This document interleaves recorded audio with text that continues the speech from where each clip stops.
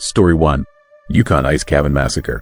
The teeth were scattered across the snow like seeds, 47 of them in total, and every single one had been extracted while the victims were still alive.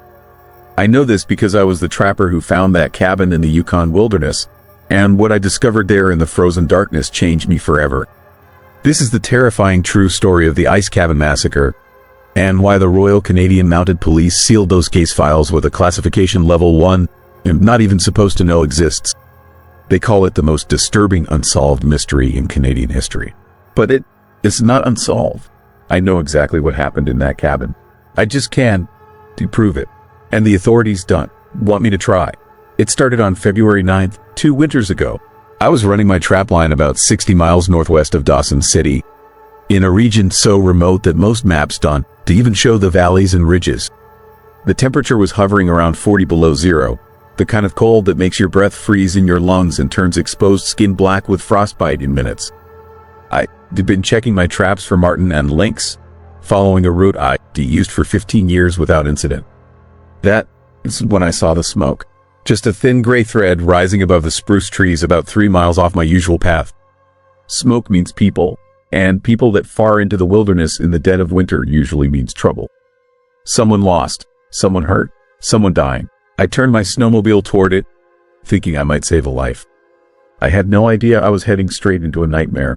The cabin appeared through the trees like something from a dark fairy tale. It was small, maybe 12 by 14 feet, built from hand-hewn logs that had weathered to a silver gray color. Smoke was indeed coming from the chimney, but something about it looked wrong. Too thin, too weak, like a fire that had been burning for days without anyone adding wood. I killed my engine about 50 yards out and approached on foot. The snow around the cabin was disturbed, covered in strange patterns that I couldn't quite make sense of. Not animal tracks, not snowshoe prints, something else, something that made the hair on the back of my neck stand up. The door was open, not broken, not forced, just standing open like an invitation. Or a warning. I called out. No response. The only sound was the wind moaning through the trees and the distant crack of branches breaking under the weight of ice. I pulled my rifle from its sheath and moved closer, every instinct screaming at me to turn around and leave this place behind. That's when I saw the first tooth. It was lying on the wooden steps leading up to the door, a molar with roots still attached, frozen solid in a small pool of blood that had turned the snow beneath it a dark crimson color. Then I saw another tooth, and another. They made a trail leading into the cabin, this black interior. I should have left right then. I should have climbed back on my snowmobile and radioed for the RCMP and let them handle whatever horror waited inside. But I didn't. I couldn't. Because something about those teeth, about the way they were arranged, looked deliberate. Purposeful, like someone had left them there as a message. I stepped inside and immediately wished I hadn't. The smell hit me first.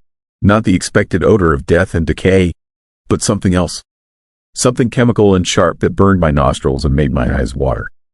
The cabin, its interior was dark except for the weak firelight from the dying embers in the stone fireplace. As my vision adjusted, I began to make out details. The walls were covered in markings. Not writing, not symbols I recognized, just strange, flowing patterns that seemed to move in the flickering firelight, like they were alive and writhing across the logs. They'd been painted in something dark and rust-colored. Blood, definitely blood, but mixed with something else that made it glisten strangely. There was a table in the center of the room. On it lay what looked like dental tools. Pliers, small hammers, chisels, all of them stained and crusted with dried blood. Beside them sat a coffee can filled with teeth. Human teeth, dozens of them, maybe hundreds. But there were no bodies. The cabin was empty except for the tools, the teeth, and those horrifying markings on the walls. No signs of a struggle. No bullet holes or knife wounds. Just an overwhelming sense of wrongness that pressed down on me like a physical weight. I found a journal on a shelf near the fireplace. The cover was water damaged and the pages were brittle with cold, but I could still read most of it. The entries started normal enough. A man named Marcus Holloway had built this cabin as a winter retreat. He was a geologist from Vancouver, up in the Yukon looking for gold claims. His writing in those early entries was optimistic, even cheerful. But as I flipped through the pages, his tone changed. He started writing about sounds in the night, scratching on the walls, voices calling his name from the darkness. He wrote about seeing faces in the frost patterns on the windows. about waking up to find his belongings rearranged, about the growing certainty that he wasn't alone out there. Then the entries became truly disturbing. He wrote about dreams where something was pulling his teeth out one by one, about waking with blood in his mouth, about finding his own teeth under his pillow in the morning, though when he checked his mouth in the mirror, they were all still there. He wrote about the patterns appearing on the walls, manifesting overnight despite the fact that he lived alone and kept the door bolted. The final entry was dated January 23rd, just 2 weeks before I found the place. It read simply, "They not dreams anymore. They here, and they hungry for what is inside." I pocketed the journal and used my satellite phone to call the RCMP. While I waited for them to arrive, I searched the area around the cabin more thoroughly. That is when I found the teeth in the snow. They weren't scattered randomly. They formed a circle around the cabin. 47 teeth arranged in a perfect ring, each one pressed into the snow at exact intervals. I counted them twice to be sure. 47 teeth, but a human mouth only contains 32, which meant at least 2 people had lost teeth here. Maybe more. The RCMP arrived 6 hours later, 2 officers on snowmobiles pulling a sled with investigation equipment. I showed them everything. The cabin, the tools, the journal, the circle of teeth. I watched their faces go pale as they processed what they were seeing. They took photographs, collected samples, bagged evidence, and then they told me something that made my blood run cold. This wasn't the first cabin they found like this. Over the past 5 years, there have been 7 similar discoveries scattered across the Yukon and Northwest Territories. Always in remote locations, always abandoned, always with teeth left behind and victims who simply vanished without leaving bodies. The RCMP had been investigating quietly, trying not to cause panic, but they had no leads. No suspects, no explanation. They asked me questions for hours. Had I seen anyone in the area? Any strange tracks? Any other cabins nearby? I told them everything I knew, which wasn't too much. They seemed particularly interested in the markings on the walls. One of the officers, an older man with tired eyes, took me aside and showed me a photograph on his phone. It was from another cabin.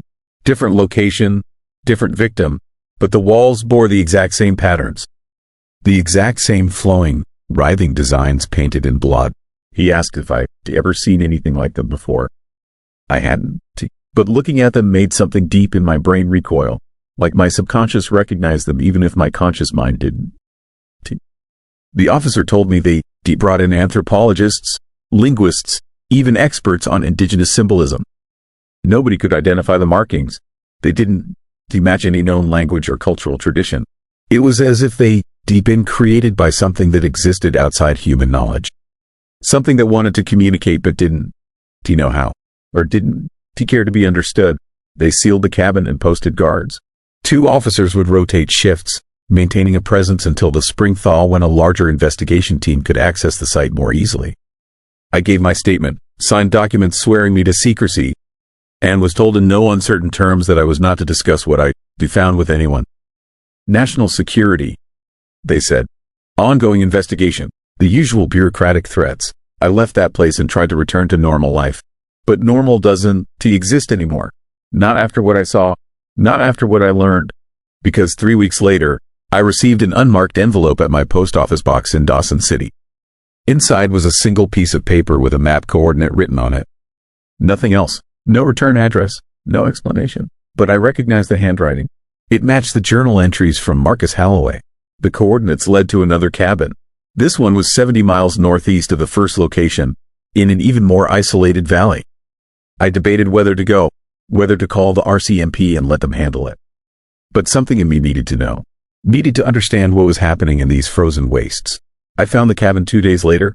It was newer than the first, built maybe within the last year. And it was occupied.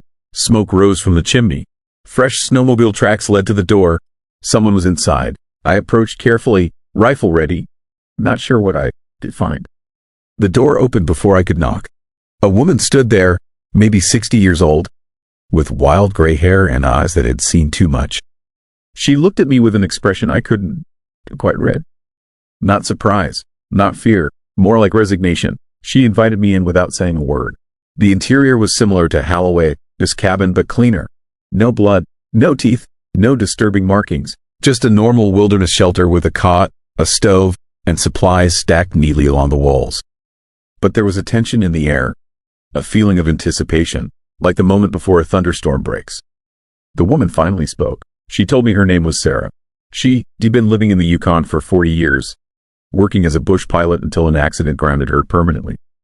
She knew about the cabins, knew about the teeth. She said she'd been documenting the phenomenon for years, trying to understand it, trying to warn people. She showed me her research, newspaper clippings about disappearances, RCMP reports she obtained through Freedom of Information requests, photographs of other cabins I hadn't heard about. According to her records, there had been 19 incidents over the past 2 decades, not 7. 19 cabins, 19 missing people, and hundreds of teeth left behind like gruesome calling cards. But it was her theory that made my stomach drop. Sarah believed that something lived in the deep wilderness of the north. Something old, something that predated human settlement. She called them the extractors. She said they'd been part of indigenous oral traditions for thousands of years before white settlers arrived. Stories of creatures that dwelled in the coldest, darkest places, emerging during the long winter nights to feed. But they didn't feed on flesh. They fed on something else. Something found in human teeth. Calcium, marrow, the essence of bone itself. She said they would paralyze their victims somehow, then slowly extract every tooth over hours or days, keeping the person alive through the process. When they finished, they would take the bodies elsewhere. Where, she didn't know. But she believed there was a central location, a place where the extractors gathered, a place filled with the remains of their victims going back centuries. I wanted to dismiss it as the ravings of a paranoid hermit. But she had evidence, photographs of tracks in the snow that matched nothing in any wildlife database. Audio recordings of sounds that made no sense, clicking and chittering that seemed to form patterns. Samples of the substance used to paint the wall markings, analyzed by a university lab that confirmed it was human blood mixed with an unidentified organic compound they couldn't declassify. Sarah told me that Marcus Halloway had contacted her before he disappeared. He found something in the gold claims he was prospecting. Not gold, something else, something buried in permafrost that should have stayed buried. She believed he awakened them, drawn their attention, and paid the price. Before I left, she gave me a warning. She said the RCMP knew more than they were admitting. That there was a branch of the Canadian government that dealt specifically with unexplained phenomena in the north. That they'd been monitoring the extractor activity for decades and had decided the best policy was containment and denial rather than public disclosure. She said they'd already identified me as a loose end. That by finding the cabin and surviving to tell about it, I'd become a problem. She advised me to leave the Yukon, change my name, disappear into the lower 48 before they decided I knew too much. I laughed it off at the time, but 2 months later, Sarah's cabin burned to the ground. The official report said faulty wiring. But I knew better. I'd seen the setup. She had everything properly grounded and maintained. The fire was no accident. I took her advice. I sold my trap lines, packed what I could carry, and crossed into Alaska. From there, I made my way down through British Columbia into Washington State. I've been moving ever since, never staying in one place too long, always looking over my shoulder. But I still have the journal. I still have the photographs I took before the RCMP confiscated my phone. And I still have the coordinates to 17 other cabins that Sarah marked on a map before I left. 17 locations scattered across the Arctic wilderness where the extractors have struck. I'm telling this story now because I am dying. Cancer. The doctors give me maybe 6 months. And I figure I have nothing left to lose. The world needs to know what is happening up there in the frozen darkness. Needs to know that there are things in the wilderness that hunt us, that feed on us, that have been doing so since long before we built our cities and roads and claimed dominion over nature. The Yukon Ice Cabin Massacre (ISN) to an isolated incident. It is part of a pattern that stretches back further than recorded history. And it is still happening. Every winter, more people disappear into the northern wilderness. More cabins are found abandoned with blood on the walls and teeth in the snow. More evidence is collected and sealed away in classified files. If you ever find yourself in the deep wilderness of the north, and you see a cabin that looks abandoned, stay away. If you hear scratching on your walls at night, leave immediately.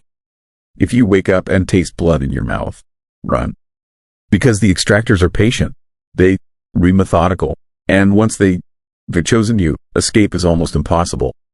I escaped, but I don't know if I really got away or if they were just taking their time with me. Sometimes I wake up and find a tooth under my pillow. Sometimes I hear scratching inside the walls of whatever motel I'm staying in. Sometimes I see those flowing, writhing patterns in my dreams, and I wake up screaming. The horror I sent over, it is never over. The extractors are still out there, waiting in the darkness, hungry for what is inside us all. Story 2. Okanagan Lake Monster. Police sonar logs. I found my father, his body floating in Okanagan Lake on a Tuesday morning in June. And the worst part was that I knew exactly why he was there. My name is Jonathan Pierce. And for the past 4 years, they've been trying to decide whether to release the truth about what lives in that lake. My father was an RCMP diver and boat captain, a man who spent 30 years patrolling the waters of British Columbia, its interior. He knew Okanagan Lake better than anyone alive. He understood its currents, its depths, its seasonal variations. He knew what belonged in that water and what didn't. And in the final months of his life, he became convinced that something massive, something terrifying, something that should not exist, was moving through the darkness beneath the surface. The official report said he drowned, an accident. A man who had spent 3 decades in and around water somehow made a fatal mistake. The coroner found no evidence of trauma, no indication of struggle. Just a body recovered from the water, a set of gear that malfunctioned in ways that couldn't quite be explained, and a conclusion that served everyone's interest in maintaining the comfortable fiction that Okanagan Lake was safe. But I have his logs, hundreds of pages of detailed observations, sonar readings, and notations that paint a very different picture of what my father discovered in that water. It started in February of that year, when the RCMP Marine Division was called to investigate reports of strange underwater activity. Local fishing boats had been recording unusual sonar signatures, massive shapes moving at depths where nothing that large should be able to exist. The commercial fishing industry was concerned, and the RCMP agreed to conduct an official survey of the lake to determine if there was a legitimate safety concern. My father was assigned to the expedition. He kept detailed logs of every dive, every sonar reading, every observation made during those underwater surveys. At first, the logs were purely professional, technical documentation of water conditions, temperature gradients, and substrate composition. But as the weeks progressed, the tone changed. My father's notes became increasingly unsettled, describing phenomena that grew more terrifying and more inexplicable with each entry. The first major discovery came in early March. My father and his dive team were conducting a sonar sweep of the deeper sections of the lake, areas where the bottom dropped away to over 600 feet. The sonar equipment, military-grade technology designed to detect submarines and underwater obstacles, began registering something impossible. A massive shape, moving at considerable speed, positioned at a depth of approximately 400 feet. The shape was easily the size of a large commercial fishing boat. But boats don't move at those depths. Boats don't register on military sonar as living, biological entities. And boats certainly don't change direction with the kind of deliberate intelligence that the sonar readings seemed to indicate. My father noted in his log that the shape moved with purpose, as if it was aware of the sonar ping and was responding to it. The shape accelerated, then decelerated, then performed what he could only describe as evasive maneuvers, changing direction multiple times in ways that no natural current pattern could explain. When the dive team attempted to follow the shape on a subsequent dive, descending to investigate further, the equipment began recording something that made my father's handwriting become noticeably shaky. He described feeling a presence beneath them in the water, something watching them, something that made every animal instinct in his trained body scream that they were in danger and needed to leave immediately. The divers surfaced within minutes.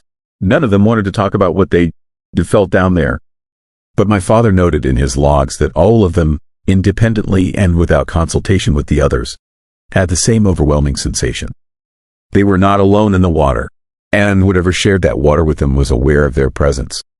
Over the following weeks, my father and the dive teams conducted multiple surveys and sonar sweeps.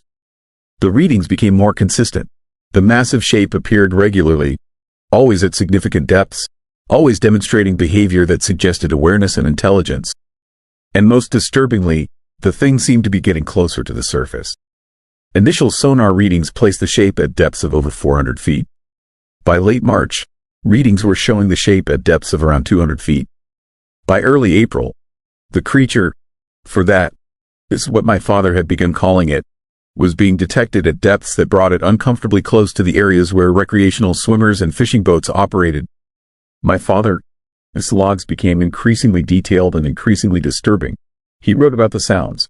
Sonar readings were detecting vocalizations from the creature, low-frequency sounds that traveled through the water in eerie, rhythmic patterns. The vocalizations didn't match any known marine animal. Whales produced certain types of sounds. Fish produced others. But this creature was making sounds that existed in a category all their own, complex patterns that seemed almost like communication, almost like the creature was trying to say something. One entry from April 8th described an encounter that shook my father deeply. A dive team had descended to 300 feet to investigate a sonar contact when they encountered something that forced them to surface in a state of panic. My father, his notes, written hours after the dive, described his team's account of seeing a massive shape moving through the darkness below them. Not a shadow or a vague form, an actual shape, massive and defined, with features that suggested eyes and a mouth. The creature had turned to regard them, and for a moment, the divers had the overwhelming certainty that they were being observed, assessed, possibly judged as potential threats or potential prey. My father wrote in his logs that the creature seemed to be learning about them, understanding their capabilities and limitations, determining what level of threat the humans represented. He noted that the creature's behavior suggested intelligence far beyond that of any known marine animal. It wasn't operating on instinct alone. It was thinking, calculating, making strategic decisions about whether to approach or withdraw. The RCMP began taking the situation seriously. Official reports were filed with the Canadian Department of Fisheries and Oceans. Sonar logs were compiled and analyzed by experts. The readings were unambiguous. Something massive was in Okanagan Lake, and it didn't match the profile of any cataloged species. The depth, the size, the behavior, all of it pointed to something that shouldn't exist in Canadian waters. But the official response was to classify the information. My father noted in his logs that his superiors had told him the sonar readings were classified material. That discussion of the creature's existence needed to be restricted to authorized personnel only. The reason, they explained, was to prevent public panic. If word got out that something massive and unidentified was moving through one of British Columbia's most popular recreational lakes, tourism would suffer, property values would plummet, and the public would lose faith in the authorities' ability to keep them safe. So the truth was buried. The sonar logs were sealed. The dive teams were instructed not to discuss what they encountered. And the creature continued its mysterious movements beneath the surface of Okanagan Lake. But my father couldn't let it go. He became obsessed with understanding what lived in that water. He conducted additional dives on his own time, bringing personal equipment and documentation. He cross-referenced the sonar data with historical reports of unusual activity in the lake, going back decades. And he discovered something that made him understand the scope of what he was dealing with. The creature had been in Okanagan Lake for a very long time. Historical records, going back over 200 years, contained accounts of strange disturbances in the lake. Indigenous peoples who lived in the region had legends about a creature that inhabited the deep waters, a thing that was ancient and massive and occasionally ventured into shallower areas, causing livestock to disappear and creating currents and disturbances that made the water terrifying and dangerous. In the 1800s, there were documented accounts of boats being capsized by something massive moving beneath them. In the 1900s, swimmers and fishermen reported seeing enormous shapes moving just beneath the surface, silhouettes that were far too large to be any known animal. The creature had a name in local legend, the Ogopogo, the lake monster, a being of horror and fear that lived in the cold darkness beneath the water and occasionally emerged to remind humanity that the depths contained mysteries we didn't understand. My father realized that the Ogopogo wasn't a myth. It was real, and it was active again. His logs from May became increasingly frantic. He noted that the creature was approaching the surface more frequently, spending time in shallower waters, investigating boats and human activity with what seemed like deliberate curiosity. He recorded sonar readings showing the creature circling recreational areas, moving along the docks where people gathered, positioning itself in ways that suggested it was studying human behavior. And then came the entry that terrified me most when I first read it. On May 20th, My father wrote about a breakthrough in understanding the creature, his vocalizations. He'd been recording the sounds it made and analyzing them with audio analysis software designed to decode whale songs and other marine communication. And he discovered something horrifying. The sounds contained patterns, repeating sequences that suggested not just communication but possibly language. The creature wasn't just making random noises. It was speaking. My father wrote that he believed the creature was intelligent in a way that transcended any known animal. It wasn't just an apex predator operating on instinct. It was a thinking being, potentially as intelligent as humans, possibly more so. And it had been living in that lake for centuries, watching human civilization develop along its shores, understanding us, possibly planning something. In his final entries, my father's handwriting became almost illegible, his thoughts increasingly paranoid and frightened. He wrote about dreams, nightmares where he was drowning in the lake, surrounded by darkness and cold and the sense of a massive presence moving toward him through the water. He wrote about feeling watched, even when he was on land, as if the creature's awareness extended beyond the lake, as if it was monitoring him specifically, interested in him for reasons he couldn't understand. He wrote about an overwhelming compulsion to return to the lake, to descend into the water, to meet the creature face to face and finally understand what it was and what it wanted. He fought against the compulsion, staying away from the water, trying to maintain his professional detachment. But the urge grew stronger with each passing day. His final entry was dated June 3rd. He wrote that he was going to the lake. He didn't know why he felt compelled to go, but the pull was irresistible. He wrote that if anything happened to him, I needed to know the truth about what lived in that water. He wrote that the creature was intelligent, that it was aware, and that it seemed to have selected him for some form of interaction or communication that he didn't fully understand. He wrote that he was afraid, but he was going anyway. 2 days later, his body was found floating near the eastern shore of the lake. The official investigation concluded that he drowned during a solo dive. His equipment showed signs of malfunction, specifically a pressure regulator failure that would have made breathing underwater impossible. The coroner's report noted that there was water in his lungs consistent with drowning, and no evidence of trauma or foul play. But I read the logs. I understood what had really happened. My father had descended into that water knowing the creature was there. He'd done it deliberately, intentionally, as if he'd been called down into the darkness by something he couldn't resist. And whatever happened in those depths, it had killed him. The equipment malfunction was probably real, but it wasn't accidental. My father had either disabled it himself or allowed the creature to disable it, choosing death in the water over whatever alternative existence he faced. I kept his logs secret for 4 years. I struggled with whether to release them, whether to tell the world what lives in Okanagan Lake. And I reached a decision that terrifies me almost as much as the creature itself. I am releasing the logs now because I can feel it too. The pull toward the lake. The compulsion that started about 6 months ago and has been growing stronger with each passing week.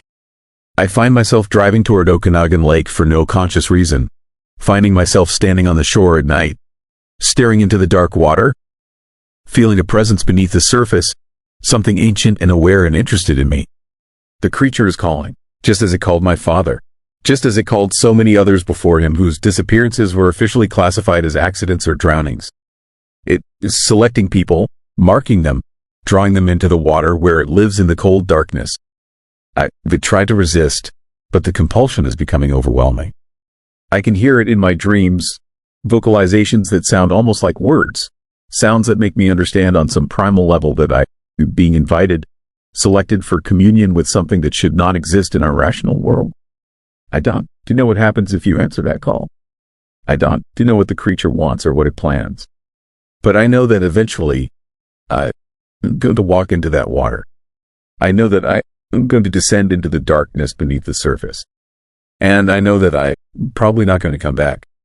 So before I follow my father into that lake and meet whatever waits in those cold depths, I'm releasing this warning. Okanagan Lake is not safe. The creature is real. It is intelligent. It is hunting. And if you feel drawn to that water, if you experience an inexplicable compulsion to visit, if you hear sounds in your dreams that sound almost like language, then you need to understand what is happening. The Ogopogo is calling you. And resistance only delays the inevitable.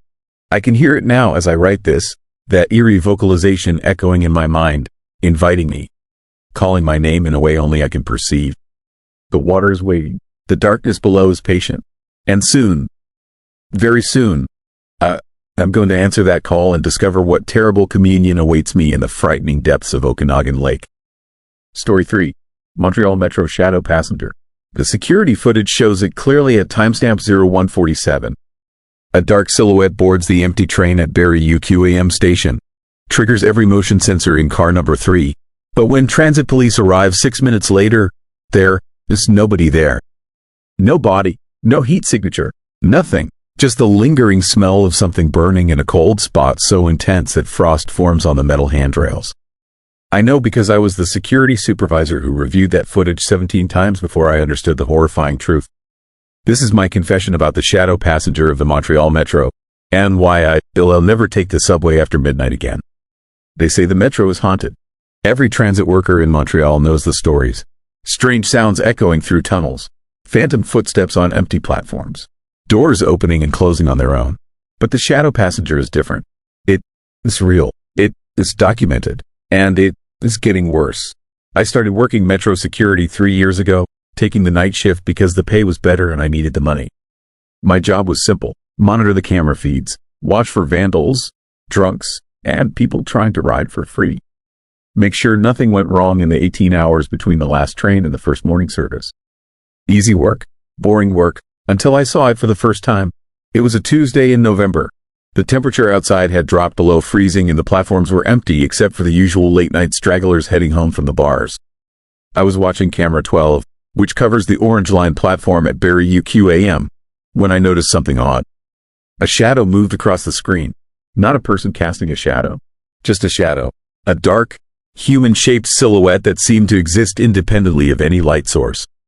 At first I thought it was a glitch, a digital artifact caused by old equipment. But then it moved again. Deliberately, purposefully. It glided across the platform toward the edge where the tracks began, moving with an unnatural smoothness that made my skin crawl. No footsteps, no sound, just that eerie, silent movement. The train pulled into the station right on schedule. Car number 3, the doors opened, and the shadow boarded. I watched in growing horror as every motion sensor in that car activated in sequence, like something was walking down the center aisle. But the cameras inside the train showed nothing. Empty seats, empty aisles, no passengers, just sensors triggering one after another as something invisible moved through the car. I radioed transit police immediately. 2 officers responded, intercepting the train at the next station. They searched car number 3 thoroughly, found nothing, but both officers reported the same thing. The temperature inside that car was at least 20 degrees colder than the others. And there was a smell, like electrical burning mixed with something organic and rotten. Something dead. The officers cleared the car and filed a report. Equipment malfunction, they said. Faulty sensors, nothing to worry about. But I knew what I'd seen. That shadow was real, and it had gotten on that train with purpose, with intent. Over the next few weeks, I started reviewing old security footage. Going back months, then years. And I found it. The shadow passenger had been appearing regularly for at least 18 months, always after midnight, always boarding empty trains. But the manifestations were becoming more frequent. What started as once or twice a month had increased to several times a week. And the shadow was getting darker, more defined, more solid. I began documenting every appearance, creating a file with timestamps and locations, mapping the pattern. And what I discovered filled me with a creeping dread that I couldn't shake. The shadow passenger wasn't random. It was following a route. Specifically, it was retracing the path of the Orange Line from Côte Vertu to Montmorency. The same route, over and over, like it was searching for something, or trying to reach somewhere. I dug into the Metro's history, looking for accidents, deaths, anything that might explain a haunting. The Montreal Metro opened in 1966, and like any major transit system, it has its share of tragedies. Suicides, heart attacks, the occasional murder, but one incident stood out. One case that the transit authority tried very hard to bury. In March of 1984, a maintenance worker named David Rousseau disappeared while performing overnight track inspections on the Orange Line. He'd been working alone, which violated protocol, checking signal equipment between Barrie UQAM and Sherbrooke stations. His supervisor lost radio contact at 1:37 in the morning. When the search team found him 40 minutes later, David was dead. But the circumstances were disturbing enough that the investigation was sealed. I shouldn't have been able to access those files, but I have a friend in transit administration who owed me a favor. What I read in those reports made everything make terrible sense. David Rousseau hadn't. He died from an accident. He'd been found on the tracks with every bone in his body broken, crushed as if he'd been hit by a train. But no trains had been running. The power was cut to that section of track. There was no way a train could have struck him. Yet the trauma to his body was consistent with massive impact. Multiple impacts, like he'd been hit over and over by something moving at high speed. But here is the part that kept me awake for days. The medical examiner noted something impossible in his report. David's body temperature when they found him was 68 degrees. Normal body temperature is 98.6. Even accounting for the cold tunnel environment, a body doesn't cool that fast. Not in 40 minutes. It was as if something had drained the heat from him, pulled the warmth right out of his cells. The investigators found something else. David's flashlight was still clutched in his hand, and it was recording. He deactivated the video function, probably to document his inspection. The footage was included in the sealed file. My friend wouldn't let me keep a copy, but she let me watch it once. Just once. That was enough. The video starts normal. David walking along the track, checking signal boxes, narrating his findings into the camera. His voice is calm, professional. But about 8 minutes in, he stops talking. The camera wobbles as he turns it toward the tunnel behind him. At first there is nothing. Just the empty darkness of the metro tunnel stretching back toward Barrie UQAM station. Then you see it, a shadow, moving against the tunnel wall. But there is no light source to create it. No train. No other workers with flashlights. Just a dark, human-shaped silhouette gliding along the curved concrete, getting closer. David's breathing becomes rapid. Panicked, he backs away, the camera shaking. And then the shadow separates from the wall. It becomes three-dimensional. It steps away from the surface and moves toward him, and you can hear David screaming. The camera drops, pointing at the ground. And there is the sound of impact. Again, again, again, like something hitting flesh and bone with tremendous force. Then silence. Then nothing. The camera keeps recording for another 32 minutes, showing nothing but the track bed and a spreading pool of something dark. The transit authority buried the footage, called it an accident, paid David's family a settlement with a non-disclosure agreement, and tried to forget it ever happened. But whatever killed David Rousseau didn't forget. It's still riding the orange line, still searching, and I think I know what it wants. Because 3 weeks ago, the shadow passenger changed its pattern. Instead of just boarding empty trains and riding to the next station, it started staying on board, riding the full route, and triggering sensors in specific locations. Always the same locations. 7 spots along the orange line where the sensors activate with no visible cause. 7 spots where the temperature drops and that burning smell appears. I mapped those locations, cross-referenced them with Metro records, and I found something that made my blood run cold. All 7 locations correspond to places where people have died in the Metro over the past 40 years. Suicides, accidents, 1 unsolved murder, 7 deaths, 7 cold spots, 7 places where the shadow passenger stops and lingers before moving on. It is collecting them. The shadow passenger is gathering something from these death sites, absorbing them somehow, growing stronger. And I think David Rousseau was its first victim. I think whatever he encountered in that tunnel that night killed him and then became him. Took his form, his shadow, and now it rides the trains endlessly, feeding on the residue of death, becoming more solid with each manifestation. Last week, something happened that confirmed my worst fears. A homeless man was sleeping on a bench at Barrie UQAM station around 2 in the morning. Security cameras caught everything. The shadow passenger appeared on the platform, darker and more defined than I'd ever seen it. For the first time, you could make out features. The rough shape of a head, arms, legs. It wasn't just a silhouette anymore. It was becoming something else, something worse. The shadow moved toward the homeless man, slowly, deliberately, and the man woke up. He must have felt the cold because he pulled his jacket tighter and looked around. He couldn't see it. The cameras show the shadow standing right next to him, but from his reactions, he was completely unaware. Then the temperature on that platform dropped so fast that condensation formed on every metal surface. The man His breath came out in white clouds, and he started shaking violently, like he was freezing to death despite wearing heavy winter clothes. Transit police found him 20 minutes later. He was unconscious, hypothermic. His core temperature had dropped to 89 degrees in less than half an hour. The doctors at the hospital couldn't explain it. They said it was impossible for someone to lose that much body heat that quickly in an enclosed space. But I knew what had happened. The shadow passenger had tried to feed on him, tried to drain his warmth like it did to David Rousseau. The man survived, but barely. And when he woke up, he told the police something that no one believed except me. He said he felt something watching him, something cold and hungry. He said it felt like death itself had been standing next to him, trying to pull him into darkness. I tried to warn people, went to my supervisors with the evidence, the footage, the pattern, the history. They told me I was seeing things, told me to take some time off. Stress, they said, fatigue from too many night shifts.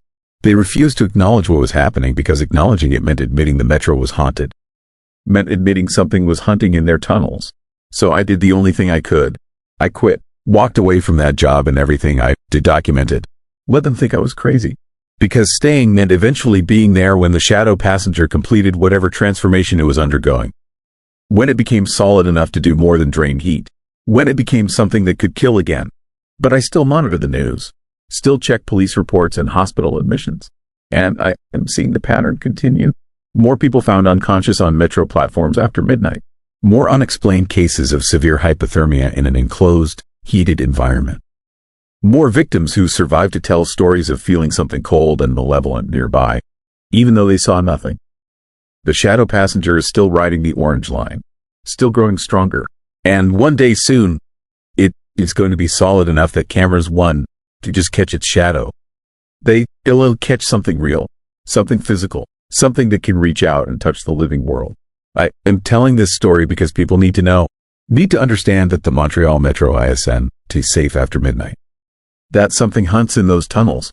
Something that was once human but ISN anymore.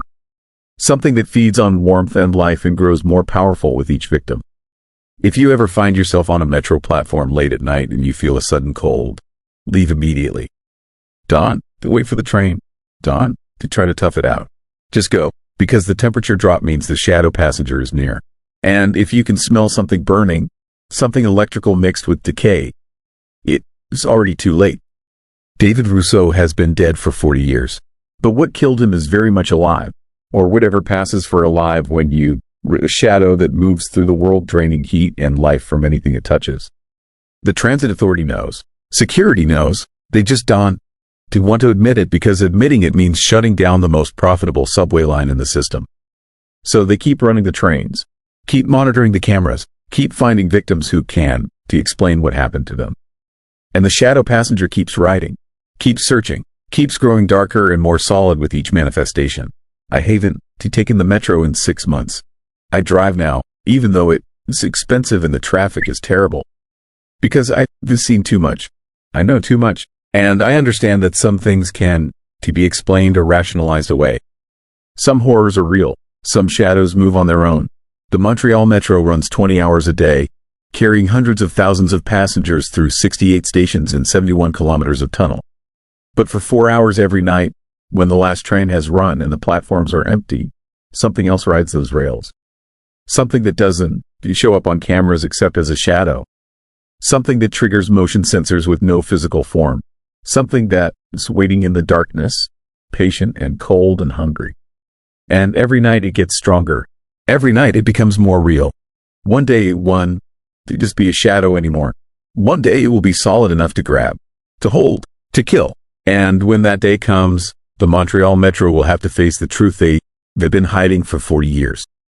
That David Rousseau never really died. He just became something else.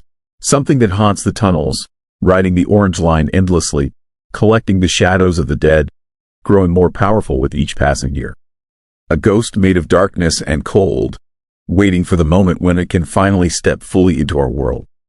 That is the truth about the shadow passenger. That is the horrifying reality that the transit authority doesn't want you to know. And if you don't, do you believe me, take the orange line after midnight sometime. Sit alone in an empty car. Wait for that sudden drop in temperature. Feel the cold seeping into your bones. Smell that burning electrical scent mixed with decay, and pray that when you look up, you don't to see a shadow standing in the aisle. Because if you do, you'll understand exactly what I'm warning you about. You'll understand that some doors open onto more than just the next station. Some passengers aren't heading home. Some shadows aren't shadows at all. They reach something much worse. Story 4. Calgary Stampede Possession Case. There is a hospital psychiatric file in Calgary that nobody wants to talk about, and I know exactly where it is kept because I was the one who filed it. The case is closed. The patient has been released. The official diagnosis is severe psychological break brought on by work-related stress. But if you read between the lines of that file, if you listen to the audio recordings of the interviews, you'll understand that something impossible happened during the Calgary Stampede of 2015, and the medical establishment chose to ignore it rather than confront what they couldn't explain. My name is Dr. Sarah Mitchell, and I am a psychiatric specialist at Foothills Medical Center in Calgary. I've spent 23 years treating patients with severe mental illness, psychosis, and trauma-related disorders. I know the symptoms of schizophrenia and dissociative identity disorder inside and out. I understand how stress and fear can fracture a person's sense of self. But what I witnessed in the case of James Hartwell defied every category of mental illness I've been trained to recognize. The patient was admitted to the hospital on July 16, 2015, just 4 days after the start of the Calgary Stampede. James Hartwell was a 42-year-old rodeo worker, a man who spent his entire adult life around horses and bulls, working as a handler and equipment manager for the Stampede's professional rodeo circuit. By all accounts, he was stable, reliable, and well-regarded in his profession. He had no history of mental illness, no previous psychiatric episodes, no family history of schizophrenia or psychotic disorders. He was exactly the kind of patient who should never develop a sudden, severe break with reality. But that is what happened to him. According to the initial report filed by emergency room physicians, James had been brought to the hospital in a state of extreme distress. He was screaming, incoherent, and physically violent. It took 4 security guards to restrain him. His vital signs were dangerously elevated. His body temperature was registering at over 104 degrees Fahrenheit. And his eyes were different. The emergency room doctor had noted something unsettling about his appearance, something she couldn't quite articulate. She described his eyes as wrong, as if someone else was looking out from behind them. When I first met James, I thought the doctor was exaggerating. But within minutes of entering his hospital room, I understood what she meant. Something about his gaze was alien. The way his eyes moved, the intensity of his focus, the quality of awareness behind them, all of it felt fundamentally different from the way human beings normally perceive the world. It was as if a different consciousness was operating that body, looking out through those eyes with an intelligence that didn't match the person those eyes had belonged to for 42 years. I conducted my initial interview with James while he was sedated but conscious. I asked him to describe what had happened at the Stampede. What had triggered this episode of severe distress? James' response was the first indication that something was very wrong with the official narrative. He told me that he had a psychological break. He told me that something had gotten inside him, ridden him like a cowboy rides a bucking bull, taken control of his body and forced him to do things he didn't want to do. He described the experience as a horrifying loss of control, an eerie sensation of being conscious but unable to move, unable to speak, unable to prevent someone or something else from operating his body. I documented his account in my notes, but I classified it as a delusional narrative, a psychological defense mechanism that his mind had created to make sense of the trauma of whatever had actually happened. People experiencing severe psychiatric breaks often created false memories to explain their symptoms. This was nothing unusual, but then the voice changes began. On the second day of his hospitalization, James was undergoing a routine neurological examination when his voice suddenly changed. Not his tone or inflection. His actual voice changed. It became deeper, more resonant, and it contained harmonic frequencies that human vocal cords shouldn't be able to produce. When the neurologist asked him his name, he responded with a sound that was almost like laughter, almost like speech, but fundamentally alien. The neurologist called me immediately. I reviewed the audio recording of that exchange, and my professional skepticism began to crack. The voice on the recording was not a voice I could explain away with psychological dysfunction. It was something else entirely, something that made my instincts scream that I was listening to something that should not exist. Over the next 72 hours, the voice changes became more frequent and more pronounced. James would be himself for periods of time, lucid and distressed, describing the horrifying sensation of being ridden by something invisible.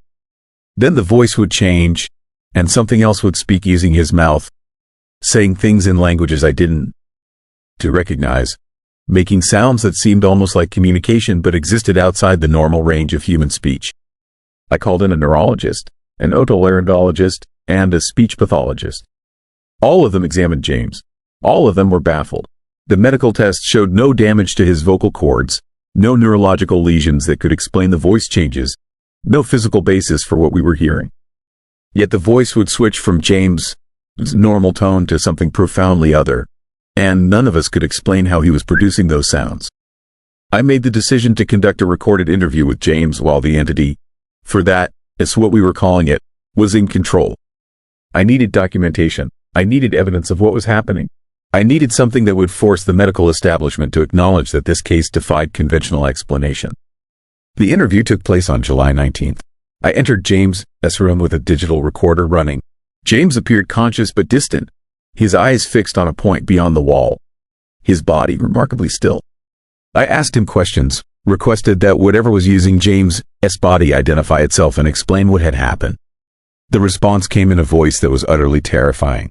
It spoke slowly, deliberately, as if translating complicated concepts into a form that human language could barely contain.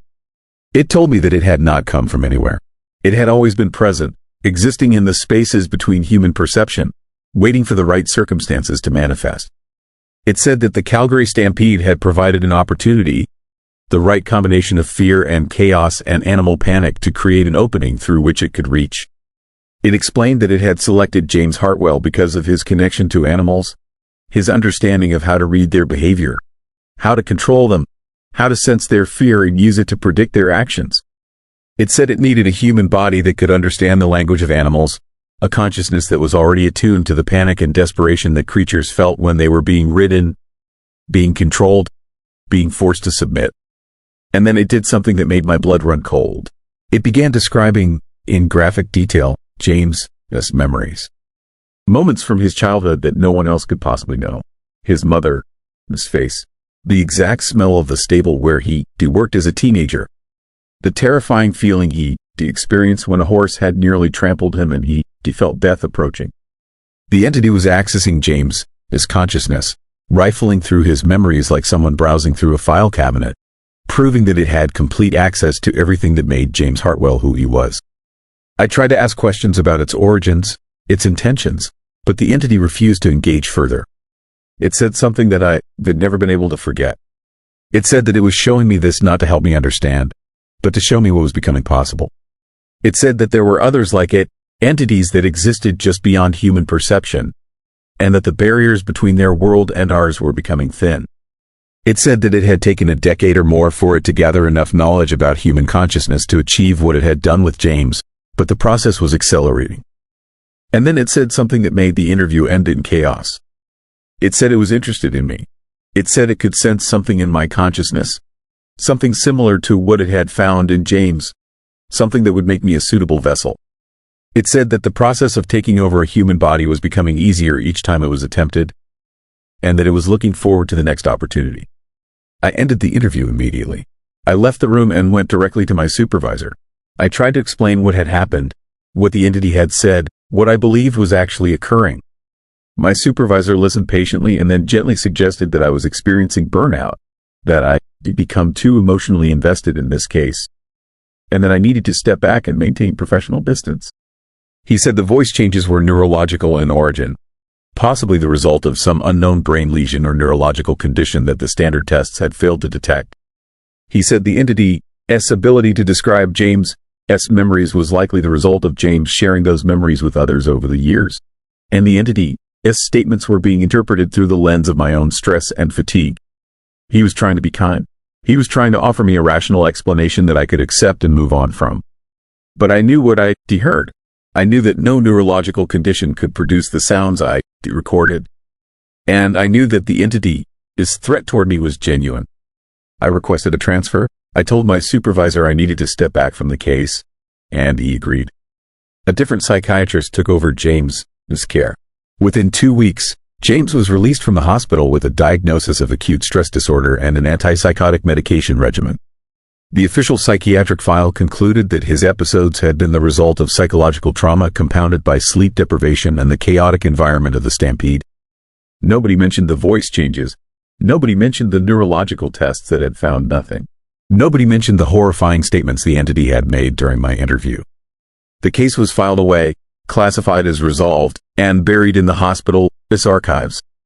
But I never stopped thinking about what happened in that room. I kept the audio recording of my interview with the entity, stored on an encrypted drive, never shared with anyone. I listened to it repeatedly, trying to pick out details I might have missed, trying to understand the nature of what I encountered. And I began researching, looking for historical accounts of similar cases, stories of possession that defied medical explanation. I found more than I wanted to discover. There were cases scattered throughout history, incidents where people claimed to be possessed, experiences that medical science had classified as mental illness but that contained strange elements that never quite fit neatly into any diagnostic category. And when I looked at the dates and locations of these incidents, I found a pattern that made my paranoia expand into genuine dread. The incidents were increasing in frequency. They were becoming more common, more documented, more difficult to hide away as purely psychiatric phenomena. And they all seemed to be associated with high-stress environments, chaotic situations where human fear and panic created some kind of opening for these entities to cross through into our world. I also began noticing something that terrified me on a personal level. I started experiencing intrusive thoughts, moments where my consciousness felt like it wasn't entirely my own, situations where I would find myself doing things I didn't consciously decide to do. My sleep became fragmented and filled with nightmares. I would wake up in different locations than where I'd gone to sleep, with gaps in my memory I couldn't explain. And I started hearing that voice, not out loud, in my head, the same voice that had spoken through James Hartwell's mouth, making sounds that shouldn't be possible, speaking in that eerie, alien tone. It was talking to me, reminding me of what it had said during the interview, telling me that the process was continuing, that the barriers were getting thinner, that I was becoming easier to reach. I tried to ignore it. I tried medication, therapy, everything that medical science could offer.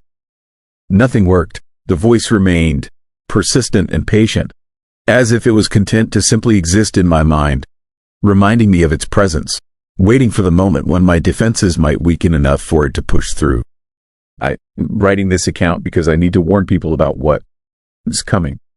I need to document the Calgary Stampede case before it is lost entirely, before the hospital destroys the file and erases any evidence that something impossible happened in that psychiatric ward. Whatever possessed James Hartwell is still out there. There are others like it, entities that exist just outside human perception, that are becoming increasingly able to manifest in our world. They reselecting hosts, learning how to use human bodies, practicing the process of possession so that the next time will be easier. The next breach in the barrier between worlds will be wider. And they reinterested in specific types of people. People with strong connections to animals. People who understand fear and panic. People like James Hartwell who could help them learn how to control and manipulate human consciousness the way they learned to manipulate animal fear. I done. Do you know how much longer I can resist the voice in my head? I done. Do you know if I'm still entirely myself or if I'm gradually being replaced by something else? Something that is learning my memories, accessing my consciousness, preparing to take complete control. Some days I wake up and I'm not sure which consciousness is dominant, mine or the entity. I'm telling this story now, putting it into the world, because I need someone to know the truth. I need the evidence to exist somewhere beyond the hospital, its classified files. I need people to understand that the Calgary Stampede possession case was real, and that it was only the beginning. The entity told me that the barriers are getting thinner. It told me that there would be more cases, more people, more locations where the line between their world and ours would become dangerously permeable. And it told me something else, something that haunt me every moment of every day. It told me that I would eventually understand, that I would eventually stop resisting, that I would eventually welcome what was coming. I can feel it now, this moment approaching, this inevitable surrender that I they've been fighting against for months.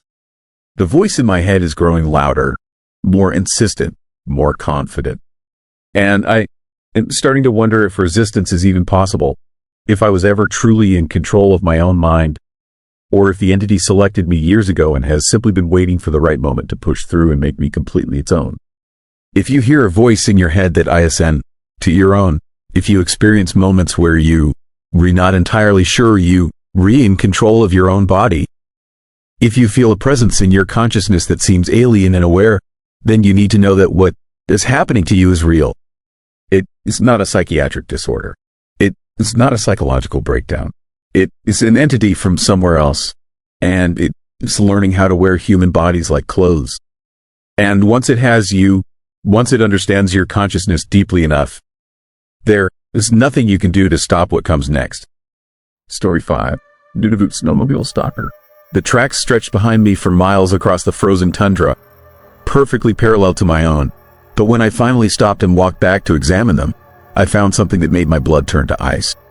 No heat signature in the snow, no engine oil, no exhaust residue, just clean, precise snowmobile tracks following mine across the emptiness of Nunavut, as if something was hunting me through the Arctic darkness. This is the terrifying true story of what stalked me across the tundra, and why the RCMP sealed my report with a classification I didn't even know existed. I am an Inuk hunter. I lived in Nunavut my entire life, born and raised in a land where the sun disappears for months and the cold can kill you in minutes if you were not careful. I know this territory. I know the sounds of the ice shifting. I know the difference between a polar bear track and a wolf track in deep snow. I know when something is wrong. And that day in January, everything was wrong. It started 3 weeks ago when I headed out on my snowmobile to check my trap line, about 40 kilometers northwest of our settlement. The temperature was hovering around minus 35 Celsius, cold enough that your breath freezes instantly and any exposed skin goes numb in seconds.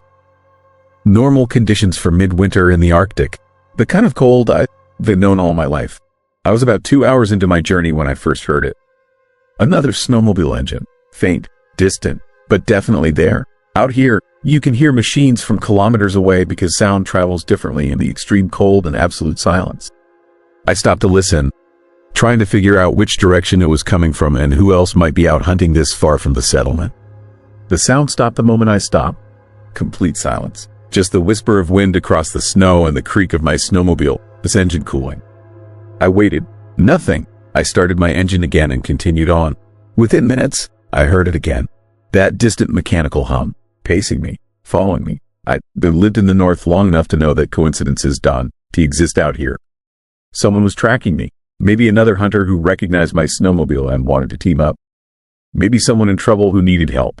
I changed direction, heading toward where I thought the sound was coming from.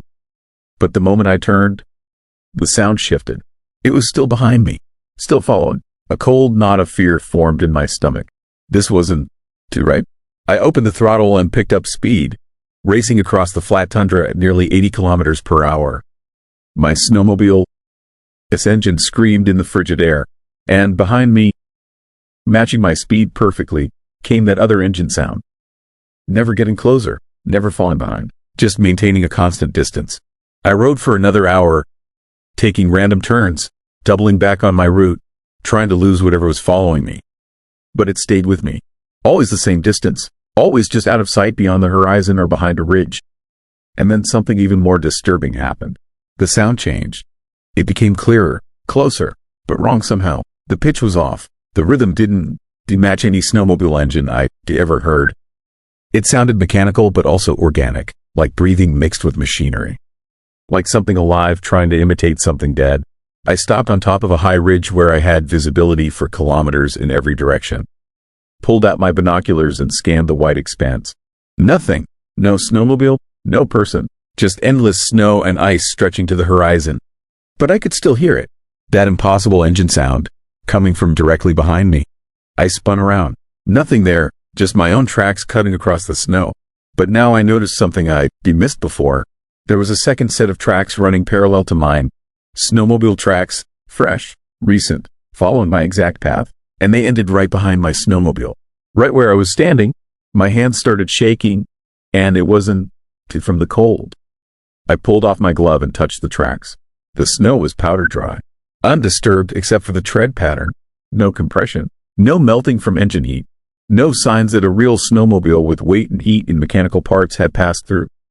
Just tracks. Perfect, impossible tracks. I got back on my snowmobile and rode hard for home, abandoning my trap line, abandoning my gear, thinking only about reaching safety. Behind me, matching my panic-driven speed, came those tracks. I could see them appearing in my mirrors, forming in the snow as if an invisible machine was chasing me. And that sound, that horrible, wrong engine sound that seemed to come from inside my own head now, growing louder with every kilometer. When I finally reached the settlement 2 hours later, the sound stopped. The tracks stopped. I was alone again, but I was changed. Something had followed me across the tundra. Something that left tracks but had no physical form. Something that hunted with patience and purpose. I filed a report with the RCMP detachment in town. Told them everything. The officer who took my statement was a young guy from Ontario, new to the north. He smiled politely and suggested I heard echoes. Sound distortion from the cold, maybe stress or isolation playing tricks on my mind. He filed my report and told me not to worry. But the older Mountie, a guy who had been stationed in Nunavut for 20 years, pulled me aside as I was leaving. He told me this wasn't the first report. Over the past 5 years, 7 other hunters had reported the same thing. A phantom snowmobile, tracks with no source, an engine sound that followed them across the empty tundra. 3 of those hunters had disappeared, just vanished on routine trips. Their snowmobiles found abandoned, still running, with no signs of a struggle. Just strange tracks in the snow leading away into the darkness. He told me the RCMP had investigated, brought in experts, forensic teams. They analyzed the tracks, measured the distances, checked for hoaxes. Everything came back impossible. The tracks were real, the measurements were consistent, but there was no snowmobile, no driver, no logical explanation. The elder hunters in my settlement knew more. When I told them what happened, they nodded like they'd been expecting it. They said the stalker had been part of our oral traditions for generations, long before snowmobiles existed. Back then it was described as something that mimicked dog sleds, following hunters across the ice, imitating their movements, hunting them with supernatural patience. The story said it was a spirit, something caught between worlds, something that died out on the tundra and couldn't let go. It attached itself to people, following them, learning their patterns, waiting for the right moment. And when that moment came, when the hunter was far enough from safety and weak enough from exhaustion, it would take them, pull them into whatever cold, dark place it inhabited. I wanted to dismiss it as superstition, old stories meant to keep children from wandering too far from home. But I'd seen those tracks, heard that engine, felt that presence watching me across the frozen emptiness. This was real, and it wasn't finished with me. The next week, I stayed in the settlement. Didn't go out, didn't hunt, but I could feel it waiting. Every time I looked at my snowmobile, I heard that sound in my memory. That wrong, breathing mechanical sound. And I knew that staying here wasn't going to save me. Whatever the stalker was, it had chosen me, and it would wait as long as necessary. So I did something stupid, something desperate. I went back out, not to hunt, not to check traps, but to confront it, to force whatever was following me to show itself or leave me alone. I rode straight north into the emptiest part of the territory, far from any settlement or hunting route. If something wanted me, it could have me, but I'd face it on my terms. I rode for 6 hours into absolute wilderness. The temperature dropped to -40. The sun was just a dim glow on the horizon, giving barely enough light to see by. And all the while, I listened, waiting for that engine sound. Those phantom tracks, nothing. Complete silence. Just the growl of my own machine and the endless white landscape. I began to think maybe I imagined everything. Maybe it was stress or carbon monoxide poisoning from a faulty engine or some rational explanation I hadn't to consider. Then my snowmobile died. Just stopped. No warning, no sputtering. The engine simply quit, and I was drifting across the snow in sudden, terrible silence. I tried to restart it. Nothing. I checked the fuel, full. Checked the spark plugs, fine. Everything looked normal, but the machine was dead. And in that silence, I heard it. The other engine, close now, so close it sounded like it was right next to me. I spun around, searching for the source. Nothing, just that sound, growing louder, coming from everywhere and nowhere at once. The tracks appeared, Not forming gradually, just suddenly there, as if they'd always been there. A circle of snowmobile tracks surrounding me.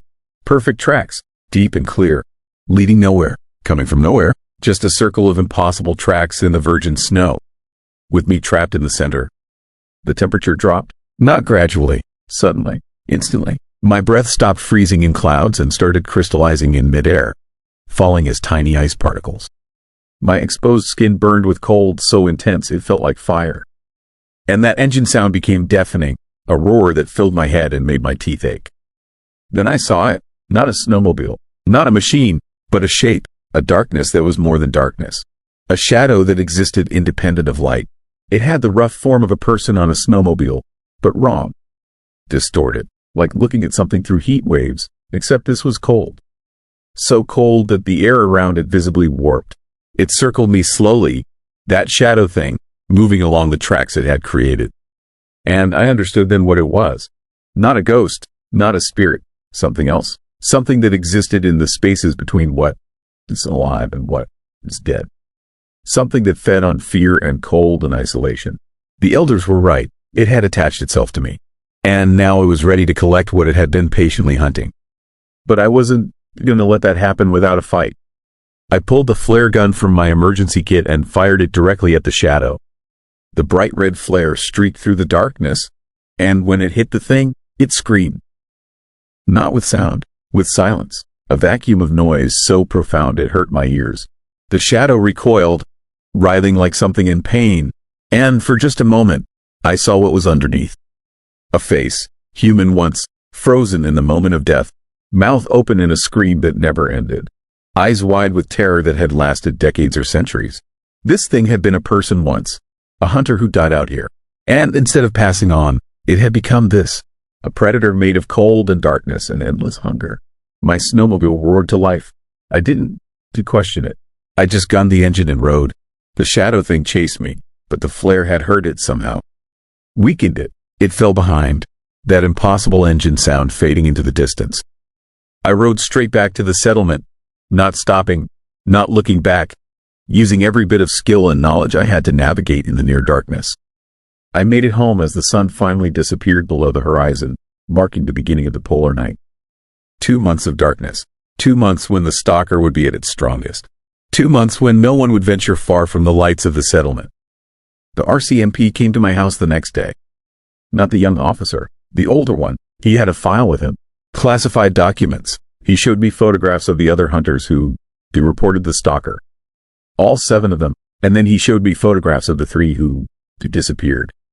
Their faces frozen in that same expression of terror I'd seen in the shadow. He told me I was lucky.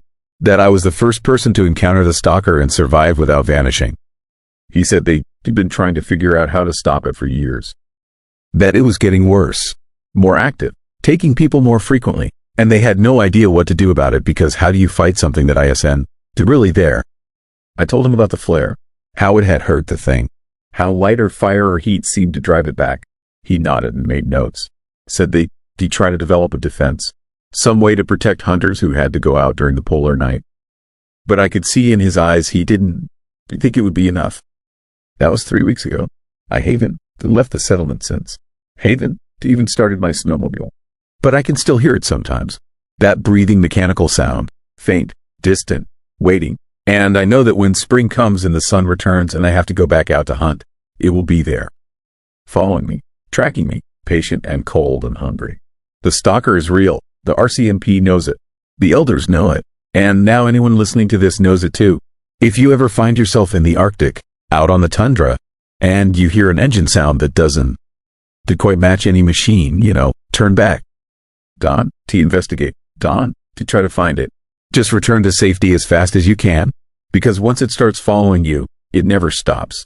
And eventually, when you reach far enough from help and tired enough from running, it will take you. Pull you into that cold darkness where the frozen dead wait. And you'll become like it. Another shadow, another hunter, another voice in the eternal scream that echoes across the tundra. Story 6, Manitoba Red River Night Swimmer. The water was 3 degrees above freezing when I saw her swimming in the Red River at 2 in the morning. Her pale skin glowing in the moonlight like she was made of ice itself. Then she dove beneath the surface and disappeared without creating a single ripple, as if the water had simply swallowed her whole. I was the fisherman who witnessed this impossible, terrifying sight, and what I discovered about the Red River night swimmer in the weeks that followed convinced me that some things are better left in the darkness where they belong. This is my confession about the most disturbing and horrifying phenomenon in Manitoba, this history. A phenomenon the authorities know about but refuse to acknowledge. A nightmare that has claimed at least 9 lives over the past 30 years, all while the city of Winnipeg pretends nothing is wrong. I've been night fishing the Red River for 23 years. I know these waters like I know my own face in the mirror. I know where the walleye gather in summer and where the northern pike hunt in winter. I know the current patterns, the depth changes, the spots where the ice forms first in November. And I know that nothing, absolutely nothing, can survive swimming in that river when the water temperature drops below 40 degrees. Hypothermia sets in within minutes.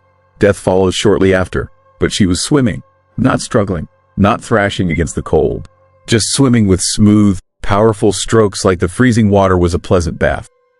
Moving upstream against a current that should have been impossible to fight. Her movements were too fluid, too effortless, too wrong for anything human.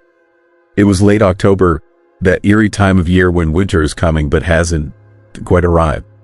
The temperature had dropped to just above freezing, and a thin layer of mist hung over the river like a shroud. I was fishing off the Redwood Bridge, my usual spot, alone except for the sound of water moving and the distant hum of traffic from the perimeter highway. I saw her around 2:15. She surfaced about 50 yards downstream from where I stood, her pale head breaking through the dark water without warning. At first I thought it was debris, a plastic bag or a piece of styrofoam caught in the current. But then she started swimming, heading upstream, moving with purpose and speed that made my stomach clench with fear. I grabbed my flashlight and aimed it at her. The beam caught her full in the face, and for just a moment, I saw her features clearly. A woman, maybe 30 years old, with skin so pale it was almost translucent. Her eyes were open, staring ahead with an intensity that seemed to look through me rather than at me. Her hair floated around her head like seaweed, dark and wet and moving independently of the current. She didn't react to the light, didn't blink, didn't acknowledge my presence at all. Just kept swimming with those impossibly smooth strokes, moving against the current like it didn't exist. I called out to her, asking if she needed help, but my voice seemed to die in the mist. No echo, no response, just that terrible silence that comes when something deeply wrong is happening. I watched her swim for maybe 2 minutes. She covered at least 100 yards, moving upstream past my position, her pale form visible in the moonlight. Then, without warning, she dove. A clean, perfect dive that took her beneath the surface. And here is what made my blood freeze in my veins. When she disappeared, the water didn't react. No splash, no ripples spreading outward from where she'd been. The river's surface remained completely undisturbed, as smooth as glass, as if she never existed at all. I stood there for 10 minutes, shining my light across the water, waiting for her to resurface. Nothing. I called the police from my cell phone, reported what I'd seen. They said they sent someone to check it out, but their tone suggested they thought I was drunk or crazy. Maybe both. 2 officers arrived 40 minutes later. I showed them where I'd seen her swim, where she disappeared. They walked the riverbank with flashlights, checked the water temperature with a gauge from their patrol car. 37 degrees Fahrenheit, cold enough to kill in minutes. They told me it was impossible for anyone to swim in that water. Said I'd probably seen an animal, a beaver or a river otter. They filed a report and left. But I knew what I'd seen. That was no animal. Animals struggle against cold water. They fight to stay warm, to stay afloat. This woman had been swimming like the temperature didn't matter. Like she belonged in that freezing darkness. I couldn't let it go. Started researching, digging through old newspaper archives and police reports, looking for similar sightings, and what I found made the fear settle deep into my bones like winter cold. The Red River night swimmer has been seen for at least 50 years. Maybe longer. The earliest documented sighting I found was from 1973. A night security guard at the Provencher Bridge reported seeing a pale woman swimming against the current in the middle of winter. The river was partially frozen. The temperature was 20 below zero. But there she was, moving through the water like it was summer. Over the decades, dozens of people have reported similar encounters. Always at night. Always in the cold months between October and March. Always the same description. A pale woman swimming against the current, moving with impossible grace and speed, then disappearing beneath the surface without a trace. But here, it's what made my investigation truly terrifying. 9 people have drowned in the Red River under mysterious circumstances over the past 30 years. All of them experienced swimmers, all found in locations where the water was calm and shallow, all showing signs of hypothermia despite wearing winter clothing that should have provided some protection. And in 3 cases, witnesses reported seeing the victims in the water with a pale woman shortly before they died. The authorities called them accidents. Tragic but explainable. People underestimate the cold, get disoriented, slip on ice and fall in. The current pulls them under before they can get out. Happens all the time in Canadian rivers during winter. But I found something they missed.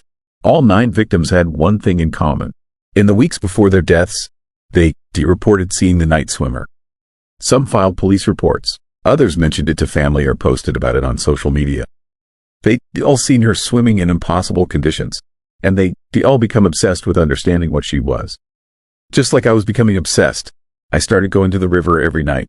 Same spot, same time, watching, waiting. My wife thought I was losing my mind. Maybe I was, but I needed to see her again.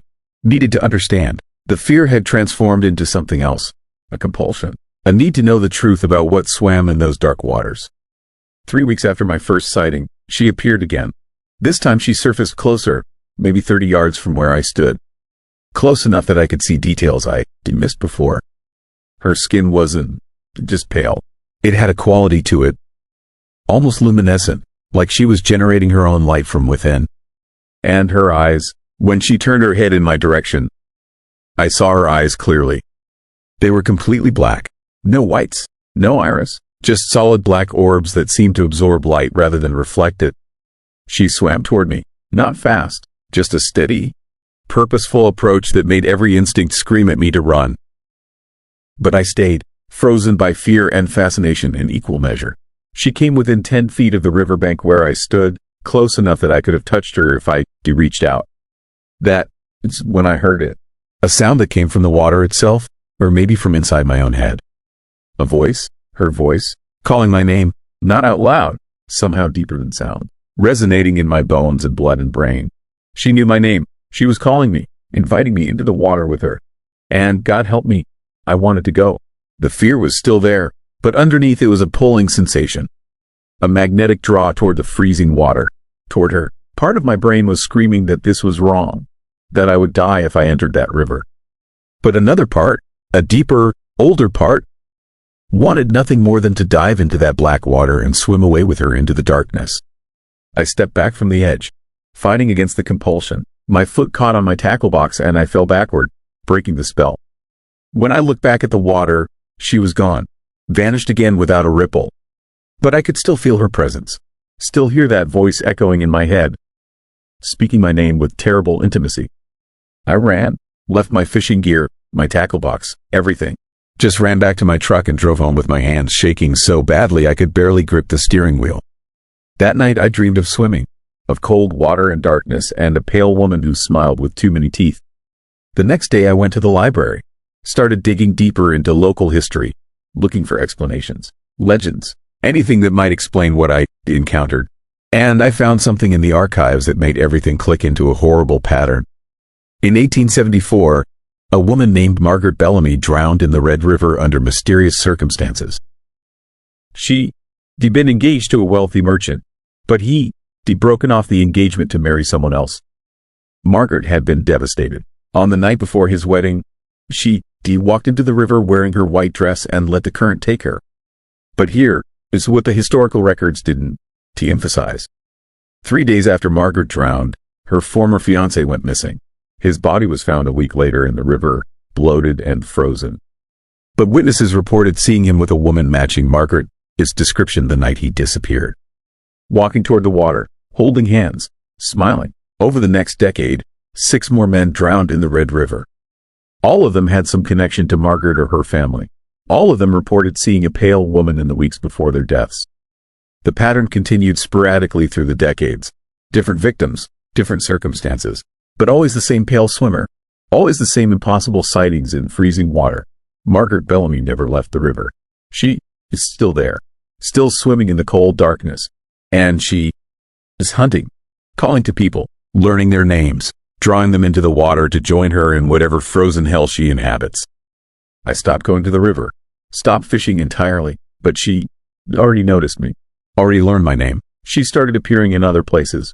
I saw her reflection in my bathroom mirror one morning, standing behind me even though no one was there. I glimpsed her pale form in the deep end of the community pool where my daughter takes swimming lessons. I woke one night to find my bedroom window open and wet footprints leading from the window to my bedside. She wanted me, and I could feel myself weakening. The compulsion to return to the river grew stronger every day.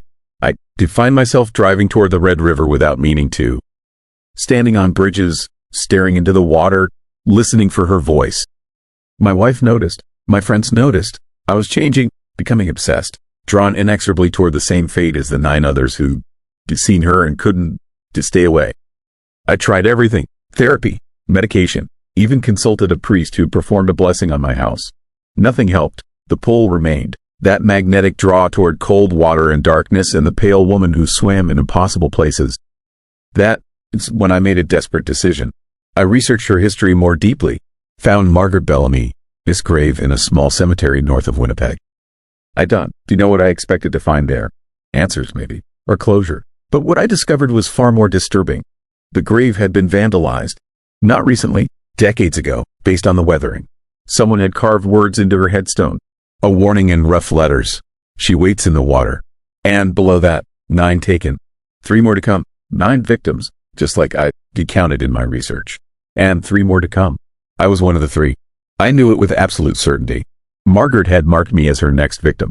And unless I found a way to break her hold, I would end up in the Red River. Another mysterious drowning that the authorities would explain away. I am recording this testimony as a warning. If you live in or visit Winnipeg, stay away from the Red River after dark. Don't to fish there. Don't to walk the trails. Don't to even look at it too long. Because Margaret Bellamy is still hunting, still swimming in those freezing waters. And if she notices you, if she learns your name, there is no escape. The compulsion will grow until you can to resist anymore, until you walk into that water and let the cold take you. I don't know how much longer I can fight it. The pull gets stronger every day. I dream of swimming now, of diving beneath the surface and never coming up, of joining her in that frozen darkness where she waits with patient hunger. The authorities want to help. They can to acknowledge what they done, to understand. And Margaret is very good at hiding, at making her victims look like accidents, at swimming through death itself without leaving a trace. So I am telling this story while I still can, while I am still me, before the river claims me like it claimed the 9 others. Maybe my testimony will save someone. Maybe it will warn the 2 others who are marked. Or maybe Margaret is too strong, too patient, too hungry after a century and a half of cold water and endless swimming. The Red River night swimmer is real. I've seen her, felt her call, and soon, I know I'll join her in those dark, freezing depths. This is my confession, my warning, my testament to the horror that swims beneath Winnipeg, its waters, waiting for the next victim to hear her voice and answer her call. Story 7. Melody of Murder. Ghosts of the Algonquin Theatre. I have heard the dead perform their final show. My name is Marcus Webb. I was the night manager at the Algonquin Theatre in Ontario for 18 months. I was a normal guy doing a normal job. I had no idea that taking this position would expose me to something so terrifying, so deeply unsettling, that I would never be able to unhear it or unsee it. I would never be able to forget what happened in that beautiful, historic building where spirits refuse to rest and murder echoes through the ages. The Algonquin Theatre was built in 1924. It was a monument to elegance and art, a place where the community gathered to experience live performance and cinema. The main auditorium could seat 800 people. The stage was ornate, decorated with gilded railings and vintage lighting rigs that had been updated over the decades but never completely replaced. Walking into that theater was like stepping back in time.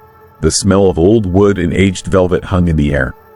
The carpet in the aisles had worn patterns from a century of footsteps. Everything about it screamed history. That history, I would learn, was soaked in darkness. I was hired in October, and at first, the job was perfect. I would arrive around 6 in the evening to prepare the building for whatever events were scheduled.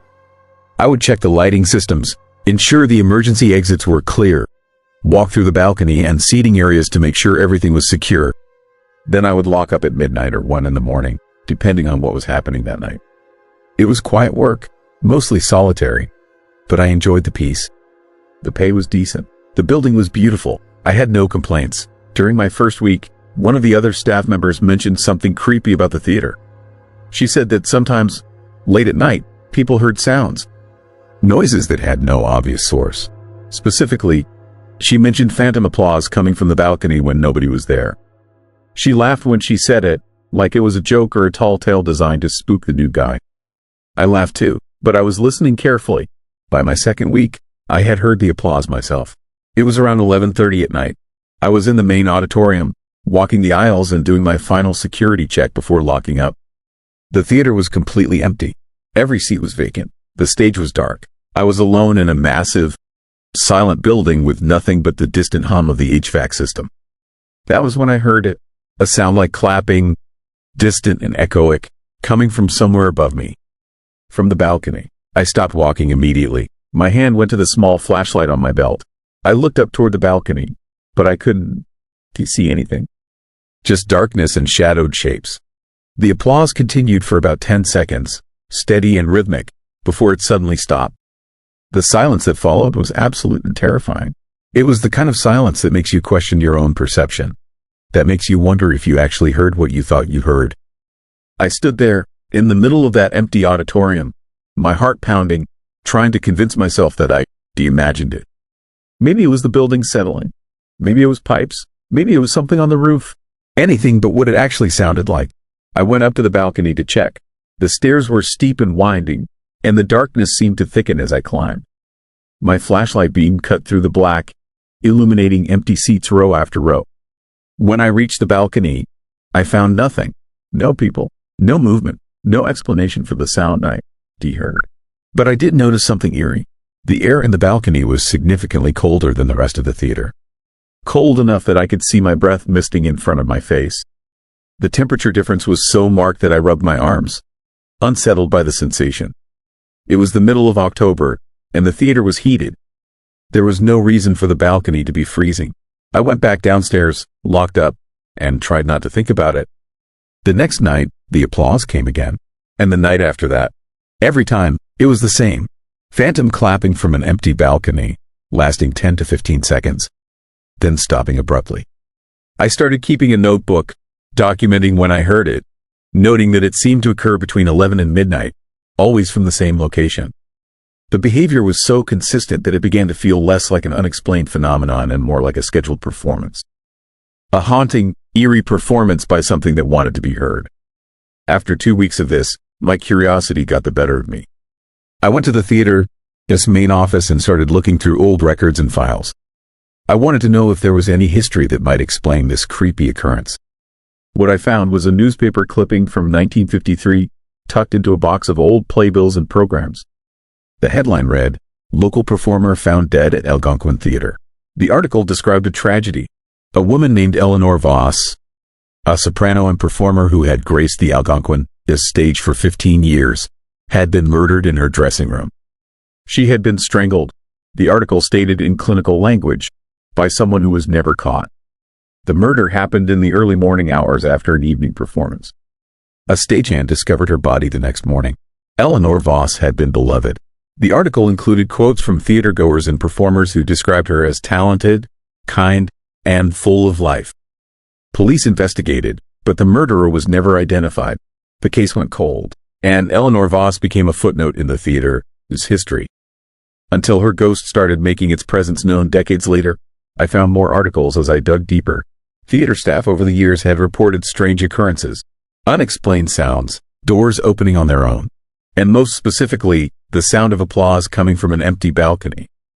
Some accounts mentioned hearing piano music as well, a specific melody that played when the theater was locked and dark, with no one inside and no explanation for the sound.